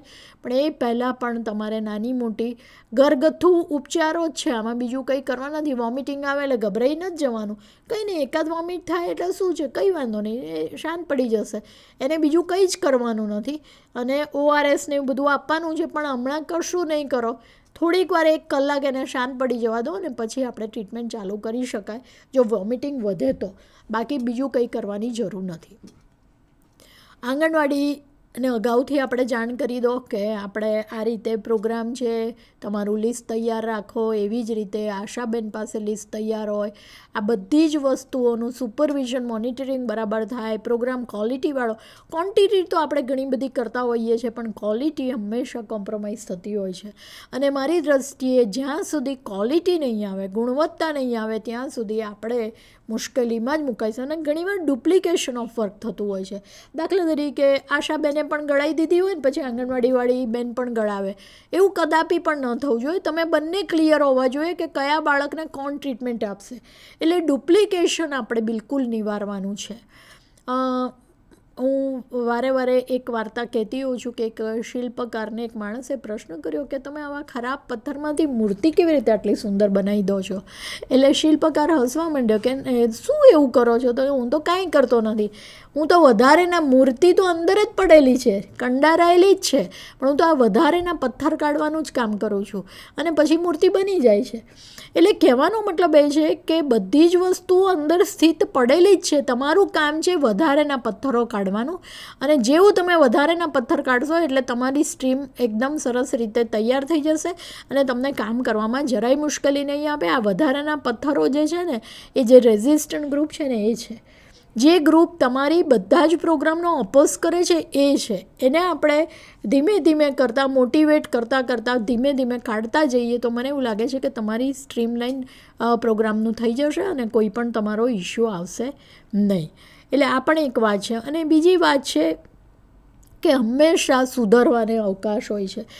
અવનીએ પણ મારી જોડે થોડું ઘણું કામ કર્યું હશે, બહુ નથી કર્યું, પણ જેટલા લોકોએ મારી જોડે કામ કર્યું છે એને એક વસ્તુ મળે કે થોડોક હજી ડ્રાફ્ટ સુધારી લાવીએ. પછી જ્યારે 10 વાર સુધાર્યા પછી એક ડ્રાફ્ટ એવો બને કે પોતે વાંચે ને ત્યારે એને એમ થાય કે મેડમ ચાલો ડ્રાફ્ટ તો બહુ મસ્ત બન્યો. અહીંયા ફરીથી શિલ્પકારની વાર્તા એટલા માટે કહું છું કે શિલ્પકારને પોતાનો દીકરો શિલ્પકાર હોય છે અને વારે એના ફાધરને બતાવે કે મૂર્તિ મેં કેવી બનાવી. એટલે કે આમ તો બરાબર છે પણ એનું નાક જરા બરાબર નથી, આમ તો બરાબર છે પણ આનું કાન બરાબર નથી. એટલે પેલાને ગુસ્સો ચડે કે જેમ અમારા પીઓને ને કન્સલ્ટન્ટને ગુસ્સો ચડતો, મેડમ યાર આટલી બધી વાર, કેટલી વાર અમે તો સુધારીને આવ્યા, હજી સુધાર્યા કરો છો. એવી રીતે એને પણ ગુસ્સો આવતો હતો કે રોજ મૂર્તિ બનાવો ને રોજ ખોડખા. પણ એક દિવસ દરિયા કિનારે મૂર્તિ સુંદર હતી તો એના ફાધરથી બોલાઈ ગયું કે હો કેટલી સુંદર મૂર્તિ, કોણે બનાવી હશે? એટલે પેલો છોકરો કે મેં બનાવી છે. એટલે એના ફાધર કે સત્યનાશ વળી ગયો. જે મિનિટે તમને એવી ખબર પડી ગઈ કે હું 100% થઈ ગયો અથવા મારું એકદમ અફલાતુન કામ થઈ ગયું, એ દિવસે તમારો પ્રોગ્રેસ અટકી ગયો. જે દિવસે તમને કદાચ ખ્યાલ જ હશે કે વર્ષો સુધી મેં ટ્રેનિંગ આપી, પણ હું વારંવાર પ્રયત્ન કરું કે હજી મારી ટ્રેનિંગ, ઘણા લોકોને પૂછ્યું કે કેમ આ પ્રોગ્રામ કેવો ગયો, આમાં કેવી રીતે સુધારવાને અવકાશ છે. હું ઇવન દૂરદર્શનવાળાને પૂછતી હોઉં છું. વારંવાર એટલા માટે પૂછું કે આપણને ક્યાંક સુધારવાનો અવકાશ મળે છે અને હંમેશા સુધારવા માટે હંમેશા તૈયાર રહેવું, તો જ આપણે ક્વોલિટી. અને કોઈ માણસ 100% ક્યારેય હોતો નથી. 100% સુધી પહોંચી શકાય એવી કોઈ સ્થિતિ નથી, કારણ કે જ્ઞાન તો સાગર જેવું છે. તમે એમ માનો કે હું તો બધું મેળવીને બેઠી છું, તો સોરી, તમે એ તમારો અહમ છે અથવા અહંકાર છે. બાકી તમે એ લેવલ સુધી ક્યારેય પહોંચતા નથી. ટાંકણીના ટોચ જેટલું જ્ઞાન આપણી પાસે હજી નથી. એટલે કહેવાનો મતલબ એ છે કે જ્યારે NDD પ્રોગ્રામ આવે ત્યારે એકવાર બુકલેટ વાંચી લો, એકવાર બધી વસ્તુઓ ચર્ચા કરી લો ગ્રુપમાં, અને બધા સાથે મળીને આ જંગ છે આપણે 100% જીતી શકીએ એમ છે. આપણે પ્રેઝન્ટેશન હવે ફટાફટ જોઈ લઈએ. મોટાભાગના મુદ્દા મેં લઈ લીધેલા છે, પણ છતાં પણ કોઈ એવો અગત્યનો મુદ્દો રહી ગયો હોય તો આપણે 100% એ કવર કરીશું.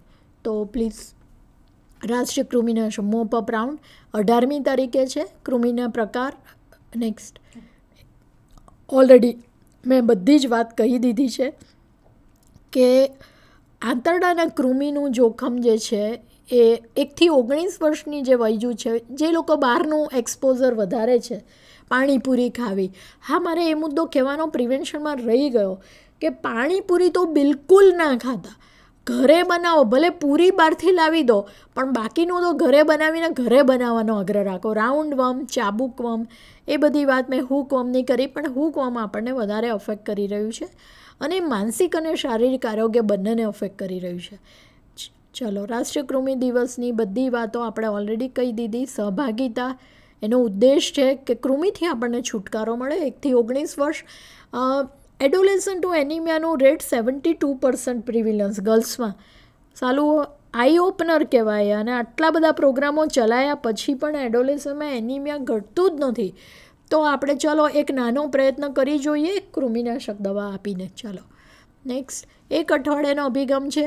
બહુ લાંબુ કશું નથી, બહુ નાનું કામ હોય છે. 11મી સપ્ટેમ્બર એટલે પહેલો દિવસ અને 18મી સપ્ટેમ્બરે મોપઅપ રાઉન્ડ. આલ્બેન્ડાઝોલ ગોળી 400 મિલીગ્રામની હોય છે. 1 થી 19 વર્ષની તમામ બાળકોને આપવાની જરૂર છે. 1 થી 2 વર્ષ માટે 200 મિલીગ્રામ અને 2 થી ઉપરના 19 વર્ષ સુધીનાને તમારે 400 મિલીગ્રામ આપવાની છે. શાળાએ ન જતા બાળકો, 6 થી 19 વર્ષના નોંધાયેલા બાળકો જે આંગણવાડીમાં નોંધાયેલા છે. આશા કાર્યકર નથી, આશા જ છે, શી ઇઝ નોટ વર્કર, દ્વારા 6 થી 19 વર્ષની ઉંમરમાં શાળામાં પ્રવેશમાં પણ ગોળી આપવી. એટલે અહીંયા આગળ આશાબેનનું કોઓર્ડિનેશન બહુ જરૂરી છે સ્કૂલ જોડે અને આંગણવાડી જોડે. આ પણ વાત ઓલરેડી બેને પણ કરી દીધી કે 1 to 2 યર્સને બધી વસ્તુ આ 400 મિલીગ્રામવાળી ગોળી અને અડધી ગોળી 1 થી 2 વર્ષ માટે. અને આ મેં તમને પ્રિવેન્શન માટે જે પણ વાત કરી કે આપણે નખ કાપવાના છે, બરાબર, સાથે સાથે આપણે બીજા કયા પ્રયત્નો કરીશું એ બધી જ વાત આની અંદર મેન્શન કરેલી છે કે શાકભાજી ધોવાના છે. મેં જે કહ્યું છે એ જ વસ્તુ આની અંદર લખેલી છે, રાઈટ. અને એ વસ્તુ તમે મહેરબાની કરીને ગોખી નાખો કે જ્યાં તમને એવું લાગે કે આ બધી વસ્તુ અહીંયા નથી ફોલો થતી તો પછી તમારી આલ્બેન્ડાઝોલની કોઈ અસર રહેશે નહીં, ફરી પાછું ઇન્ફેક્શન થશે. નેક્સ્ટ, આની આખી વ્યૂહરચના સ્ટ્રેટેજી શું છે કે આશા અને આંગણવાડી કાર્યકરે પૂરતા પ્રમાણમાં જિલ્લા કક્ષાએ જથ્થો મેળવી અને જિલ્લા કક્ષાએથી આ બધી આખી સાયકલ છે, રાઈટ. એટલે પહેલો તો જથ્થો મેળવવો ખૂબ જરૂરી છે. આગોતરું પ્લાનિંગ બેને વાત કરીએ એ પ્રમાણે કરવું પડે. મહિલા અને બાળ વિકાસ દ્વારા પણ આરોગ્ય વિભાગે પૂરતો સહયોગ આપવાનો રહેશે. યુઝ્યુઅલી આપણે એકબીજાના સહયોગથી, એક વખત એવો હતો કે ICDS અને હેલ્થ ડિપાર્ટમેન્ટ એક હતું, પણ જ્યારે પછી વર્કનો લોડ વધ્યો એટલે પછી એ ડિપાર્ટમેન્ટને આપણે અલગ કર્યું. બાકી આપણને ખબર છે કે હેલ્થના જે ટૉપિક છે એ જ ICDSના છે, બંને એકબીજાના પૂરક જ છે, રાઈટ. ત્યાર પછી આવે છે કે 1 થી 5 વર્ષના આંગણવાડી કર્મચારીઓ વય જૂથને હેન્ડલ કરે, તમામ બાળકોને સ્કૂલ અને આંગણવાડીમાં કૃમિનાશક દવા મળે એ બધી વ્યવસ્થા આપણે ગોઠવવાની છે. એમાં પ્લાનિંગ એ બહુ જ ઇમ્પોર્ટન્ટ પાર્ટ છે. ચાલો, ત્યાર પછી આવે છે કે એનિમિયામાં આશા અને આંગણવાડીનું સતત મૂલ્યાંકન તાલુકા હેલ્થ ઓફિસરે કરવાનું રહેશે. તાલુકા હેલ્થ ઓફિસર પાસે 5 થી 6 PSC હોય, પાછા PSCના પાછા સબ સેન્ટરો 6 હોય, એટલે ઘણું મોટું કામ છે. પણ તાલુકા હેલ્થ ઓફિસર એકલો કાંઈ ના કરી શકે, પણ એની ટીમ દ્વારા RBSK અને CHO દ્વારા કોઓર્ડિનેશન મિકેનિઝમ કરી અને એના ટેબલ પર એક પ્લાનિંગ હોવું જોઈએ કે કયા સેન્ટરનું કોણ સુપરવિઝનને મોનિટર કરશે. તાલુકા દ્વારા રિપોર્ટિંગ, મેં તમને પહેલાં જ કીધું કે રિપોર્ટિંગ ના કરો ત્યાં સુધી બધી જ વાત અધૂરી છે, કારણ કે બેવકૂફી છે, બેવકૂફી ન કરવી. હાઇજીન અને સેનિટેશન માટે હાથ વારંવાર ધોવા જોઈએ અને બાળકને એ વિશે માહિતગાર કરવી જોઈએ. જુઓ, તમે હવે જુઓ કે આપણે રીલ્સને બધું બહુ જ આવ્યું ઇન્સ્ટાગ્રામમાં, તો વારે નાના બાળકને બધા રૂલ્સ ફોલો કરવાના આવે છે અને ઘણા બધા બાળકો રૂલ નંબર 1 એમ કરીને હાથ ધોવા માંડે, બૂટ પહેલાં કાઢી નાખે, એનો સ્કૂલ ડ્રેસ કાઢી નાખે. તો એ જો તમે નાના બાળકમાં આ વસ્તુ કરી દીધી ને એટલે એ ફોલો કરશે જ, કારણ કે એના મગજમાં એકવાર ફિટ થઈ જશે, પછી કોઈ એને એ નહીં કરી શકે. ફિલ્ડ કાર્યકરો જે છે ચોખ્ખા હાથે ગોળી આપે. મેં વારે કીધું કે એના પોતાના હાથ ગંદા હશે તો પણ એ ગોળીમાં ઇન્ફેક્શન લાગશે અને ચેપી રોગ કોરોના ના લાગે એની સાવચેતી. આ જ્યારે બન્યું હશે ત્યારે કોરોના ચાલતો હશે, અત્યારે પણ ક્યાંક કોરોનાના છૂટાછવાયા કેસ છે. માસ્ક પહેરવાનું કોઈ મુશ્કેલવાળું કામ નથી, પહેરી શકાય. હાથ ધોવાની વાત તો એમાં પણ આવતી હતી, સેનિટાઈઝરનો ઉપયોગ કરી શકાય.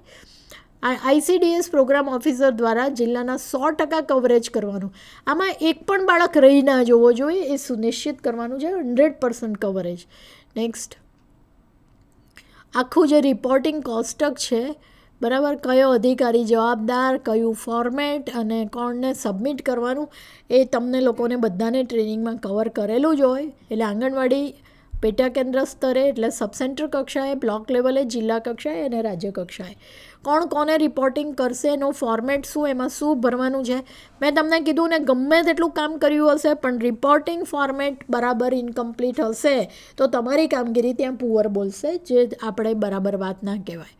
નેક્સ્ટ, મેં તમને NDD કિટની પણ વાત કરી જેમાં ગોળી છે 400 મિલીગ્રામવાળી, બરાબર. પછી એના આ એક બહુ સરસ વાત છે કે ફ્રિકવન્ટલી આસ્ક ક્વેશ્ચન, FAQ એટલે વારંવાર પૂછાતા જે પ્રશ્નો હોય એની નામાવલી તૈયાર કરેલી હોય છે. આમાં ઘણી બધી મહેનત સ્ટેટ લેવલે અમે લોકો પણ કરતા હોઈએ છીએ કે કયા ક્વેશ્ચન છે જે લોકો દ્વારા વારે વારે પૂછાતા હોય. મેં તમને હમણાં જ પ્રશ્ન કર્યો કે ભાઈ મને કૃમિ નથી તો ગોળી લઉં તો શું થાય, એવા પ્રશ્નો, બરાબર. તો આ બધા પ્રશ્નો એમાં અમે વણી લીધા હોય છે, જેમાં લોકોના પ્રશ્નો આમાં એના જવાબો હોય છે જે લોકો વાંચીને એમના પ્રશ્નોનું સમાધાન કરે, કારણ કે દરેક વ્યક્તિ જોડે આપણે 1 to 1 નથી પહોંચી શકતા, રાઈટ. પછી બેનરો, પોસ્ટરો, બધી જ વસ્તુઓ શાળા દીઠ, આંગણવાડી દીઠ આપેલું જ હોય છે, પણ એ બરાબર લાગે છે કે નહીં એ પણ તમારે જોવું પડે. અને એડવર્સ ઇવેન્ટનું પણ રિપોર્ટિંગ ફોર્મેટ છે. આમ તો by and large adverse event કોઈ થતું જ નથી, ફરીથી રિપીટેશન માટે કહું છું, પણ ધારો કે એક પણ એડવર્સ ઇવેન્ટ રિપોર્ટ થયો તો તમારે એ ફોર્મમાં અવશ્ય લખવાનું છે. નેક્સ્ટ, ત્યાર પછી જિલ્લા લેવલે ઓરિએન્ટેશનને એની કામગીરી વારે વારે જો ભાઈ તાલીમ એ તો પ્રાણ છે, ન્યુક્લિયસ છે. જ્યાં સુધી તમે તાલીમ નથી આપતા ત્યાં સુધી લોકોને કોઈ સમજણ નથી રહેતી. હમણાં મેં કહ્યું ને કે એલેમ્બિકના ટીચર્સને તાલીમ આપી ત્યારે એમને ખબર પડી કે આ IFA ગોળીની અગત્યતા શું છે અને IFA એકચ્યુઅલી શું છે. તો કે મેડમ અમારે તો જિંદગીના 30 વર્ષ ટીચર તરીકે જતા રહ્યા અને અમે તો આ ગોળી લાખોમાં આપી દીધી, પણ આજે અમને ખબર પડી કે IFA ગોળી શું છે. તો મારું કહેવાનો મતલબ એ છે ટ્રેનિંગને પોતાની અગત્યતા છે અને એમાં ક્વોલિટીવાળી ટ્રેનિંગ અને રિફ્રેશર ટ્રેનિંગ વારે વારે આપ્યા કરવી જોઈએ. નેક્સ્ટ, પ્રતિકૂળ વિપરીત ઘટનાનું મેનેજમેન્ટ. કેટલાક બાળકો પેટમાં દુખવું, ઉલટી, ઝાડા કે થાક લાગવાની ફરિયાદ કરે. યુઝ્યુઅલી માનસિક ગોળીને કારણે બાળકોને માનસિક વધારે તકલીફ થઈ જતી હોય છે, કારણ કે યુઝ્યુઅલી કોઈ પણ બાળકને દવા પીવી ગમતી હોતી નથી, બરાબર. તો તમારે એ વસ્તુ ભયભીત ના થાય એટલે એનું કાઉન્સેલિંગ કરવું જોઈએ, એને થોડું તમારે મેન્ટલ સપોર્ટ આપવો જોઈએ. અને જેમ આપણે જેમ્સ બધું કેવી રીતે ફટાફટ ખાઈ જાય એવી રીતે કંઈક વાત કરી અને એ ગોળી એને વાટીને ગળાવી દેવી જોઈએ. શાળા અને આંગણવાડીમાં નિવારણ ચોક્કસ કરી શકાય, કારણ કે જે બેન છે ને એ માં પણ છે અને વર્ષો સુધી, હું તો કહું કે ડૉક્ટર બધા ના હોઈ શકે પણ માને નાના નાના ટૂચકાઓ તો બધા આવડતા જ હોય અને એવી સિમ્પલ સોલ્યુશન એ પોતાની આંગણવાડી કે સ્કૂલ લેવલે કરી શકે. અને બાળકને હોસ્પિટલમાં દાખલ કરવાની જરૂર ક્યારેય પડતી નથી. આ બધું જ એની જાતે જ આપોઆપ જ દૂર થઈ જાય છે. આ વાત મગજમાં લેતા જ નહીં કે બહુ સિરિયસ પ્રોબ્લેમ થશે અને બાળકને આપણે એડમિટ કરવું પડશે, એવી કોઈ સિરિયસ ઇસ્યુ નથી. એ બરાબર સમજો જો તમે તમારા પ્રોટોકોલનું બરાબર પાલન કર્યું છે. પ્રતિકૂળ કિસ્સામાં એક છાંયડા જેવા વિસ્તારમાં એને લઈ જાઓ, કારણ કે તમે ગરમીને એવું હોય તો ગરમીને કારણે પણ થતું હોય, તો એવી રીતે એને થોડું પાણી પીવડાવી અને એને મોટિવેટ કરો તો બધી વાત ભૂલાઈ જશે. આલ્બેન્ડાઝોલ સરળતાથી જો ચાવી શકાય છે એ, કારણ કે પાઇનેપલ ટેસ્ટ છે ને ઇઝીલી ચાવી શકાય એવી સોફ્ટ ગોળી છે, બરાબર. પણ ગળામાં ફસાઈ જાય તો પછી આવી રીતે ઊંધું કરી અને પછી એને થપથપાવવું જોઈએ તો ગોળી નીકળી જતી હોય છે. જો અતિશય ગંભીર જેવું લાગે તમને કે ગોળી નીકળતી નથી અને બાળકને શ્વાસ લેવામાં તકલીફ પડી રહી છે તો અવશ્ય ડૉક્ટરનો તમારે કોન્ટેક્ટ નંબર હોવો જ જોઈએ અને તાત્કાલિક એને તમારે શિફ્ટ કરવું જોઈએ, જે યુઝ્યુઅલી બને નહીં જો તમે વાટીને આપો તો. નેક્સ્ટ, એડવર્સ ઇવેન્ટમાં અને કયા કામો કરવાના છે અને ડૂઝ એન્ડ ડોન્ટ્સ જેને આપણે કહીએ ને, જો તમે આટલું કરો અને આટલું ના કરો તો મને એડવર્સ ઇવેન્ટ ઊભો જ નહીં થાય. પહેલી વસ્તુ જે 1 થી 19 વર્ષના સ્કૂલ કે આંગણવાડીમાં કૃમિનાશક ગોળી ચાવીને ગળવાની છે. બાળકને એક સ્ટ્રિક્ટ ઇન્સ્ટ્રક્શન કે ગળવાની નથી, તારે ચાવવાની છે. બીજું છે કે ગોળી ચાવવાનું કહેવું અને એક ચોખ્ખું પાણી પછી પીવડાવી દેવું, એટલે ચાવેલી પણ દવા અંદર જતી રહે અને ગોળી ક્યાંય ફસાઈ ના જાય. આશા કે આંગણવાડી કે દેખરેખ હેઠળ જ આપવાની, એવું ના બને કે તમે ચાવવાનું કીધું હોય પણ એ ગળી જાય ને ક્યાંક અટકી જાય, એટલે તમારા સુપરવિઝનમાં કે ઓબ્ઝર્વેશનમાં જ આપવું. કઈ વસ્તુ નથી કરવી કે ટોળામાં દવાને ખવડાવી, એવું ક્યારેય ન કરવું, કારણ કે તમને ખબર ના પડે કે એકાદ છોકરાએ ક્યાંક ગળી ગયો પણ તમારી ઓબ્ઝર્વેશનમાં જ કરે ટોળું હોય તો આપણે ટોળાને તો હેન્ડલ કરવું થોડું અઘરું પડી જાય. બીમાર હોય ત્યારે ના આપવું, કારણ કે મેં તમને કહ્યું ને કાગનું બેસવું અને ડાળું પડવું, એટલે આપણે મુન્નીને બદનામ કરવાની નથી, આપણી એલ્બેન્ડાઝોલ બદનામ ના થવી જોઈએ. અને ચાવ્યા વગર ગોળી ગાળવાનું ક્યારે પણ ના કહેવું, કારણ કે એ અટકવાની પૂરેપૂરી શક્યતા છે. એમ પણ નાના બાળકોમાં ડિગ્લુટિનેશન રિફ્લેક્સ થોડોક નબળો હોય છે, થોડોક, એટલે 2 વર્ષ સુધીમાં તો આવી જ ગયો હોય, પણ છતાં પણ એટલે ચાવીને ખાવડાવશો તો તમારી ગોળી અટકવાનું લગભગ નહીં બને. એટલે આ રીતે આપણે ફોર્મેટ એડવર્સ ઇવેન્ટનું હોય જ, એનું તમારે નોડલ વ્યક્તિનું નામ ને બધું લખી અને આ રીતે તમારે કામગીરી કરવાની છે. નેક્સ્ટ, ઘણા બધા લોકોની જવાબદારી છે. આપણને તો એવું છે કે એકલું હેલ્થ ડિપાર્ટમેન્ટ, જ્યારે પણ પૂછે ને તો કે ભાઈ હેલ્થ ડિપાર્ટમેન્ટવાળા કરે, પણ મારી દ્રષ્ટિએ હેલ્થ ડિપાર્ટમેન્ટ એકલાનું કામ નથી. અહીંયા તો convergence of all the department, આંતરવિભાગ સંકલન, કન્વર્જન્સ ઓફ ઇન્ટરનલ ડિપાર્ટમેન્ટ અને ઇન્ટ્રા ડિપાર્ટમેન્ટ, ઇવન તમારી ટીમમાં પણ ઇન્ટ્રા ડિપાર્ટમેન્ટ એટલે RBSK છે કે તમારી બીજી ટીમ છે કે તમારી CHO છે, એનું પણ એકબીજા સાથે કોઓર્ડિનેશન હોવું જોઈએ. ઘણા એક ઉત્તરમાં ચાલે ને એક દક્ષિણમાં ચાલે તો પ્રોગ્રામ ક્યારેય સફળ થશે નહીં.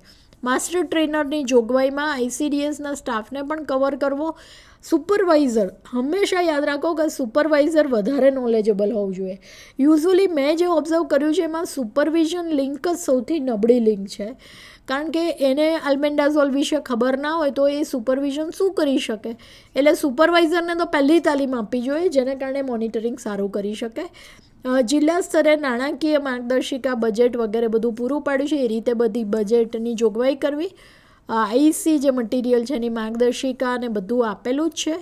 ઇવન એડવર્સ ઇવેન્ટનું પણ માર્ગદર્શિકા આપેલી છે. એટલે વાંચો, મેં કહ્યું ને કે જે પ્રોગ્રામનો ઉત્સવ હોય એ પહેલાં તમારે ઘરે આખી માર્ગદર્શિકા વાંચી કાઢવાની. મને લાગે છે કે જે વ્યક્તિઓ વાંચીને પછી RBSK વાળો ભલે 500 વાર વાંચ્યું હોય, પણ જ્યારે તમારો આ પ્રોગ્રામ ચાલુ થાય ને એ પહેલાં તો અવશ્ય દરેકે વાંચવું. આ મારી હેબિટ છે. ધારો કે અત્યારે આવીને મેં મારું મટીરિયલ બનાવી દીધું, કારણ કે હું ગમે એટલા વર્ષોથી ભણાવતી હોઉં પણ મારે પ્રેઝન્ટેશન જોવું જોઈએ કે એમાં કોઈ નાનો મોટો ફેરફાર નથી થયો ને, એ ખાસ જોવું જોઈએ. IC વ્યૂહરચના વિકાસ અને અંદાજપત્રીય કરો. તાલીમની સામગ્રી રાજ્ય અને જિલ્લા સ્તરે NDD રાઉન્ડમાં જાગૃતિ વધારવા માટે સેટકોમ, જે આપણે આજે ઓલરેડી કર્યો, વેબિનારનું આયોજન કરવું જોઈએ. અને સેટકોમ તો આપણે યુઝ્યુઅલી દરેક વખતે કરીએ જ છીએ, જેમાં આપણે લાખો લોકો સુધી પહોંચી શકીએ છીએ. YouTube પર પણ અમે મૂકી દઈશું, એટલે જે બહેનોએ જોયો નથી એ YouTube પર ચોક્કસ જોઈ લે.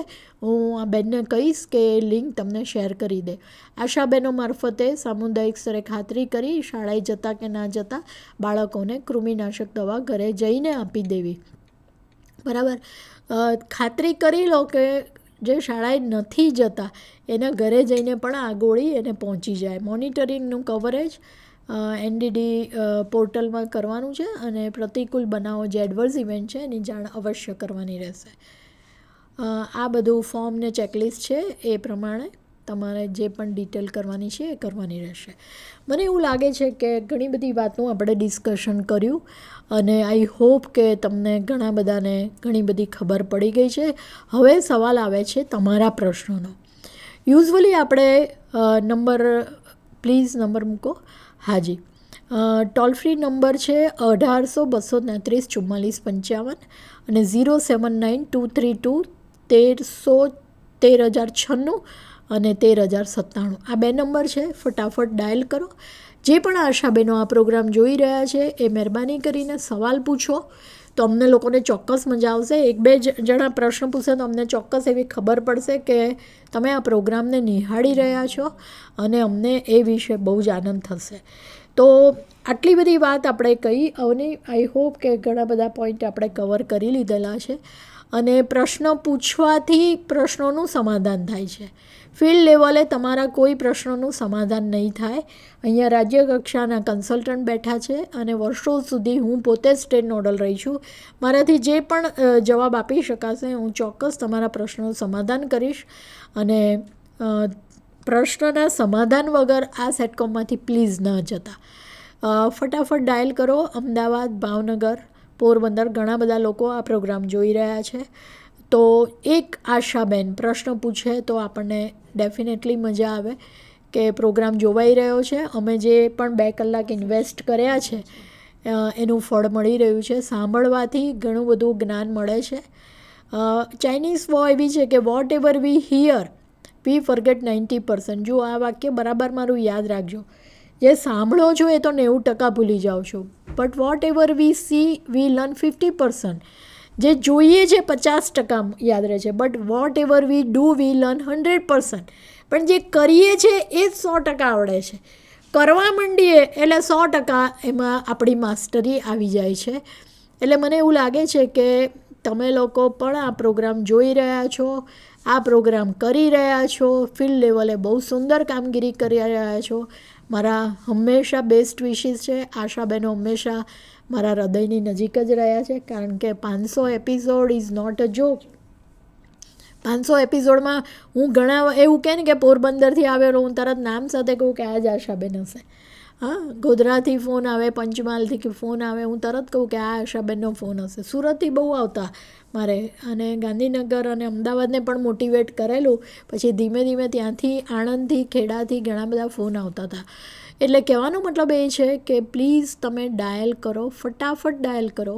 અને આપણે આ જર્નીમાં તમને કેવું લાગ્યું, કંઈ નથી સવાલ તો મેડમ અમને કોઈ સવાલ નથી, પણ અમને પ્રોગ્રામ ગમ્યો અને અમને બધી સમજણ પડી ગઈ અને અમે એ પ્રમાણે કરીશું, એવું પણ તમે કરી શકો છો. એક સવાલ ચોક્કસ આવકાર્ય છે અને આઈ હોપ કે તમે સમજો છો કે અમે આ 2 કલાક ઇન્વેસ્ટ કરેલા છે. અવની, ત્યાં સુધી તમારે કંઈક એકાદ મુદ્દો કેવો હોય છેલ્લે? મેડમે બહુ સારી રીતે સમજાવ્યું છે આપણે બધાને, ટેકનિકલ અને નોન ટેકનિકલ. ટેકનિકલ પાર્ટ એ કે કેટલો ડોઝ, કેટલી માત્રામાં અને વય જૂથ પ્રમાણે કેવી રીતના આપવું, સાચવણી કેવી રીતના કરવી, અને જે છે એની એક્સપાયરી ડેટ વગેરે કે મેન્યુફેક્ચરિંગ ડેટ વગેરે, બેચ નંબર બધું આપણે ચકાસી રાખીએ, સ્ટોરેજ કેવી રીતના કરીએ. નોન ટેકનિકલ પોર્શન જે એડમિનિસ્ટ્રેશન, વહીવટ, કે જે બી કામ કર્યું તો એ કામનું રેકોર્ડ, રિપોર્ટિંગ હોવું પણ એટલું જ મહત્ત્વ ધરાવે છે. આપણું રિફ્લેક્શન છે, કામગીરીનું રિફ્લેક્શન એ રિપોર્ટિંગ છે. તો એમાં પણ આપ સતર્કતા રાખો, તકેદારી રાખો, આંતર વિભાગ સંકલન કરીએ, મેક્સિમમ જે છે પ્રચાર પ્રસાર કરીએ, જન ભાગીદારી, જન આંદોલન થકી જ જે છે આ અવસર, આ પ્રસંગને આપણે સફળ બનાવી શકીશું. ઓલરેડી ઓગસ્ટ મહિનાના પ્રથમ અઠવાડિયામાં આપણે સ્તનપાન સપ્તાહની ઉજવણી જે છે એ બધાએ કરેલી છે, અને ત્યારથી જ આપણે વિટામિન એ સપ્લિમેન્ટેશન્સ, બાળકને વિટામિન એના ટીપા પીવડાવવાનું પણ શરૂ કરી દીધું છે. તો હવે એને સપ્ટેમ્બર રાઉન્ડમાં પણ આપણે એ જ રીતે એનું કવરેજ કન્ટિન્યુ કરવાનું છે. તો બધાને અપીલ છે કે આ એનડીડી રાઉન્ડ સાથે સાથે વિટામિન એના ડ્રોપ સપ્લિમેન્ટેશન્સ પણ કન્ટિન્યુટીમાં રાખે.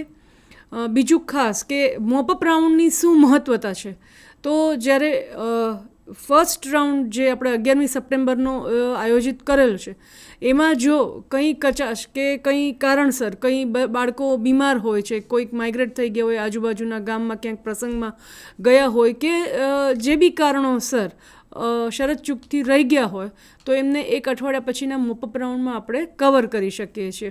જે બાળક એક્ઝેક્ટ રાઉન્ડના દિવસે કદાચ બીમાર હોય તો 1 અઠવાડિયા પછી એ કવર થઈ ગયું હોય, રિકવરી આવી ગઈ હોય, તો પણ આપણને એક સ્કોપ, એક ચાન્સ મળે છે કે મોપઅપ રાઉન્ડમાં એ બાળકને આપણે આવરી લઈએ. તો આશા રાખીએ છીએ કે આપ સૌના સહકાર થકી આવનાર જે એનડીડી રાઉન્ડ છે 11મી સપ્ટેમ્બરે ઉજવા આપણે જઈ રહ્યા છે, એમાં આપણે એને સફળ બનાવીએ, લોક ભાગીદારીત્વતા દાખવી અને શિક્ષણ અને આઈસીડીએસ વિભાગની ઇક્વલ જે કહેવાય કે કન્ટ્રીબ્યુશન, આંતર સંકલનથી આપણે આને સફળ બનાવીએ. કોઈને કંઈ પ્રશ્ન પૂછવો હોય તો પ્લીઝ આપ, હજી છે આપણી પાસે. એવું કહેવાય છે કે જેની ચા બગડી એની સવાર બગડી, જેની દાળ બગડી એનો દિવસ બગડ્યો, જેનું અથાણું બગડ્યું એનું વર્ષ બગડ્યું, પણ જેનું સ્વાસ્થ્ય બગડ્યું એનું જીવતર બગડ્યું. આ બધી ઝીણી ઝીણી બાબતો છે. આપણને એવું લાગે કે હવે હુકવર્મમાં એલ્બેન્ડાઝોલ, પણ એ જ્યારે એનિમિયા કરે છે અને એને કારણે જે બધા કોમ્પ્લિકેશનો થાય છે એ બહુ જ મોટું વાત છે. અને જોડે જોડે એક બીજી પણ વાત કરી દઉં કે આપણે 1000ની વસ્તી આશાબહેનોની હોય, એક માણસ નદી કિનારે ઊભો હતો અને માછલીઓ બધી બહાર આવતી હતી દરિયા કિનારે, સોરી. અને બહુ જ બધી માછલીઓ બહાર આવે અને એ 10-12 માછલીને અંદર નાખે. એટલે એક ભાઈ બાજુમાંથી જતા હતા અને એના ખભા પર હાથ મૂકીને કહે કે એવું ગાંડપણ કેમ કરે છે, માછલીઓને તું નાખે છે ને માછલીઓ બહાર નીકળે છે. એટલે એ હસવા માંડે છે કે તમારી વાત સાચી, તો કે શું ફરક પડે છે? તો કે જે માછલી પાણીમાં જઈને જીવી જાય છે ને એને ફરક પડે છે. બરાબર. મેં બધી જ માછલીઓ, લાખો માછલીઓનો ઠેકો નથી લીધો, 1000ની વસ્તીનો જ મેં ઠેકો લીધેલો છે. અને FAWએ 5,000 થી 6,000ની વસ્તીનો ઠેકો લીધો છે. એટલે હું બાકીના લોકો શું કરે છે એની ચિંતા ના કરું. અને આરોગ્ય ડિપાર્ટમેન્ટ, વારે વારે રિપીટેશન માટે કહી રહી છું કે એક એવું ડિપાર્ટમેન્ટ છે કે જેમાં પુણ્યના પોટલા મળે છે અને પગાર પણ મળે છે. પગાર સાથે પુણ્ય મળે એવું આ એક જ ડિપાર્ટમેન્ટ છે કે તમે લોકોનું સારું કરતા જાઓ અને તમને પુણ્યનું ભાથું મળતા જાય. કોવિડમાં તો કેટલા લોકોએ કેટલા આશીર્વાદ મને પણ આપ્યા છે. કોઈકને એડમિટ કરાવી દીધું ને એનું ઓક્સિજન બિચારાનું 70થી પાછું 94-95 થઈ ગયું. એ આજની તારીખે પણ મને મેસેજ કરે છે, મેડમ તમારા લીધે હું જીવી ગયો. એટલે એટલું બધું પુણ્યનું પોટલું આપણને મળે છે. કેટલા લોકો માર્ગદર્શન લે અને આપણને થાય કે ચલો આપણો આ જીવ આ પૃથ્વી પર આવ્યો છે, જેટલી હેલ્પ થઈ શકે. આપણે છીએ તો આરોગ્ય ડિપાર્ટમેન્ટના ને, પગારે લઈએ છીએ તો લાવો કોઈને હેલ્પ કરીએ. તો જો જે વસ્તુ નોબલ કોઝ માટે થઈ રહી છે, નોબલ કોઝ જેમાં તમારો ઇન્ટરનલ સ્વાર્થ કોઈ નથી, કોઈનું સારું કે સમષ્ટિ કલ્યાણનું કામ છે એવું માનીને કરે છે, એ લોકોને પૈસા તો કુદરત ક્યાંય આપી જ દે છે. એમાં કોઈ બેમત જ નથી. પૈસા માટે જે કામ કરે છે અને બીજો એનો માલાફેડ ઇન્ટરેસ્ટ છે તો એને સફળતા ક્યારેય મળતી નથી. લોંગ ટર્મમાં એને મુશ્કેલીઓ જ આવે છે. એટલે મારી દ્રષ્ટિએ નોબલ કોઝ માટે કામ કરીએ, બધા ભેગા થઈને આ યજ્ઞમાં આહુતિ આપીએ. કેમ કોઈ પ્રશ્ન પૂછતા નથી એ મને ખુદને નથી ખબર, પણ યુઝ્યુઅલી વેલ એડવાન્સમાં આશાબેનોને જાણ કરી હોય તો આશાબેનો ડેફિનેટલી પ્રોગ્રામ જુએ જ. પણ આપણે બાયસેક ટીમનો પણ ખૂબ ખૂબ આભાર માનીએ છીએ. કારણ કે જ્યારે હું 500 એપિસોડ કરતી ત્યારે રજાના શનિવારે પણ પ્રોગ્રામ કરતી, તો રજાના શનિવારે પણ બાયસેક ટીમ અહીંયા હાજર હોય, કારણ કે એ લોકોને પણ રજા હતી. તો કહેવાનો મતલબ એ છે કે એ લોકોએ મને બહુ જ સપોર્ટ કર્યો હતો અને એને કારણે આપણે 500 એપિસોડ કરી શક્યા. તો કંઈ વાંધો નહીં, પ્રોગ્રામ કદાચ જોતા હોય. એક કોલ આવે છે, વેરી ગુડ, ચલો એક તો સફળ. જતો રહ્યો, કટ થઈ ગયો. હજી આપણે 1 મિનિટ રાહ જોઈએ, કદાચ આવી જાય તો. કારણ કે એક પણ કોલ ના આવે એવું તો બની ન શકે. આશાબેનો જ્યારે પ્રોગ્રામ જોતા હોય અને એક પણ કોઈનો પણ કોલ ના આવે, FAWનો પણ ના આવે, કે ઘણીવાર તો MPWના પણ કોલ આવતા હતા. આયુષ્યમાન આરોગ્ય મંદિરમાં પણ ટીવી આવી ગયા છે, સ્ક્રીન. તો CHO પણ નિહાળતા હશે. મોસ્ટલી બધા જ 24/7 જેટલા આપણા આમ છે પ્રાથમિક આરોગ્ય કેન્દ્ર, એમાં પણ ટીવી છે. તો અને મને એ પણ હમણાં મેડમ ગઈ વખતે જાણવા મળ્યું હતું કે મેડિકલ ઓફિસરો શ્રીઓ ખુદ પોતાના સ્ટાફને, જે સ્થાનિક આશા વગેરે હોય છે FAWને, તો એ લોકો ત્યાં જ ગોઠવણી કરે છે, બેસવાની વ્યવસ્થા કરે છે અને ટીવીના માધ્યમથી બધા એ લોકો જોતા હોય છે. મને સ્ક્રીનશોટના ફોટાસ પણ મોકલતા હોય છે વોટ્સએપ માધ્યમથી કે આપને અમે નિહાળ્યા અને આપનું ઘણું અમને જે છે બીના મેડમનું અમને સાંભળવા મળ્યું અને સારું લાગ્યું. રિક્વેસ્ટ છે, એક અગર કોલ જો કરતા હોય જેનો કટ થઈ ગયો તો ફરીથી ટ્રાય કરી શકે છે. ઘણીવાર શું છે કે એક સાથે બધા કોલ કરે ને એટલે બધાને એંગેજ આવતા હોય, એટલે ટ્રાય કરો તો થઈ જાય.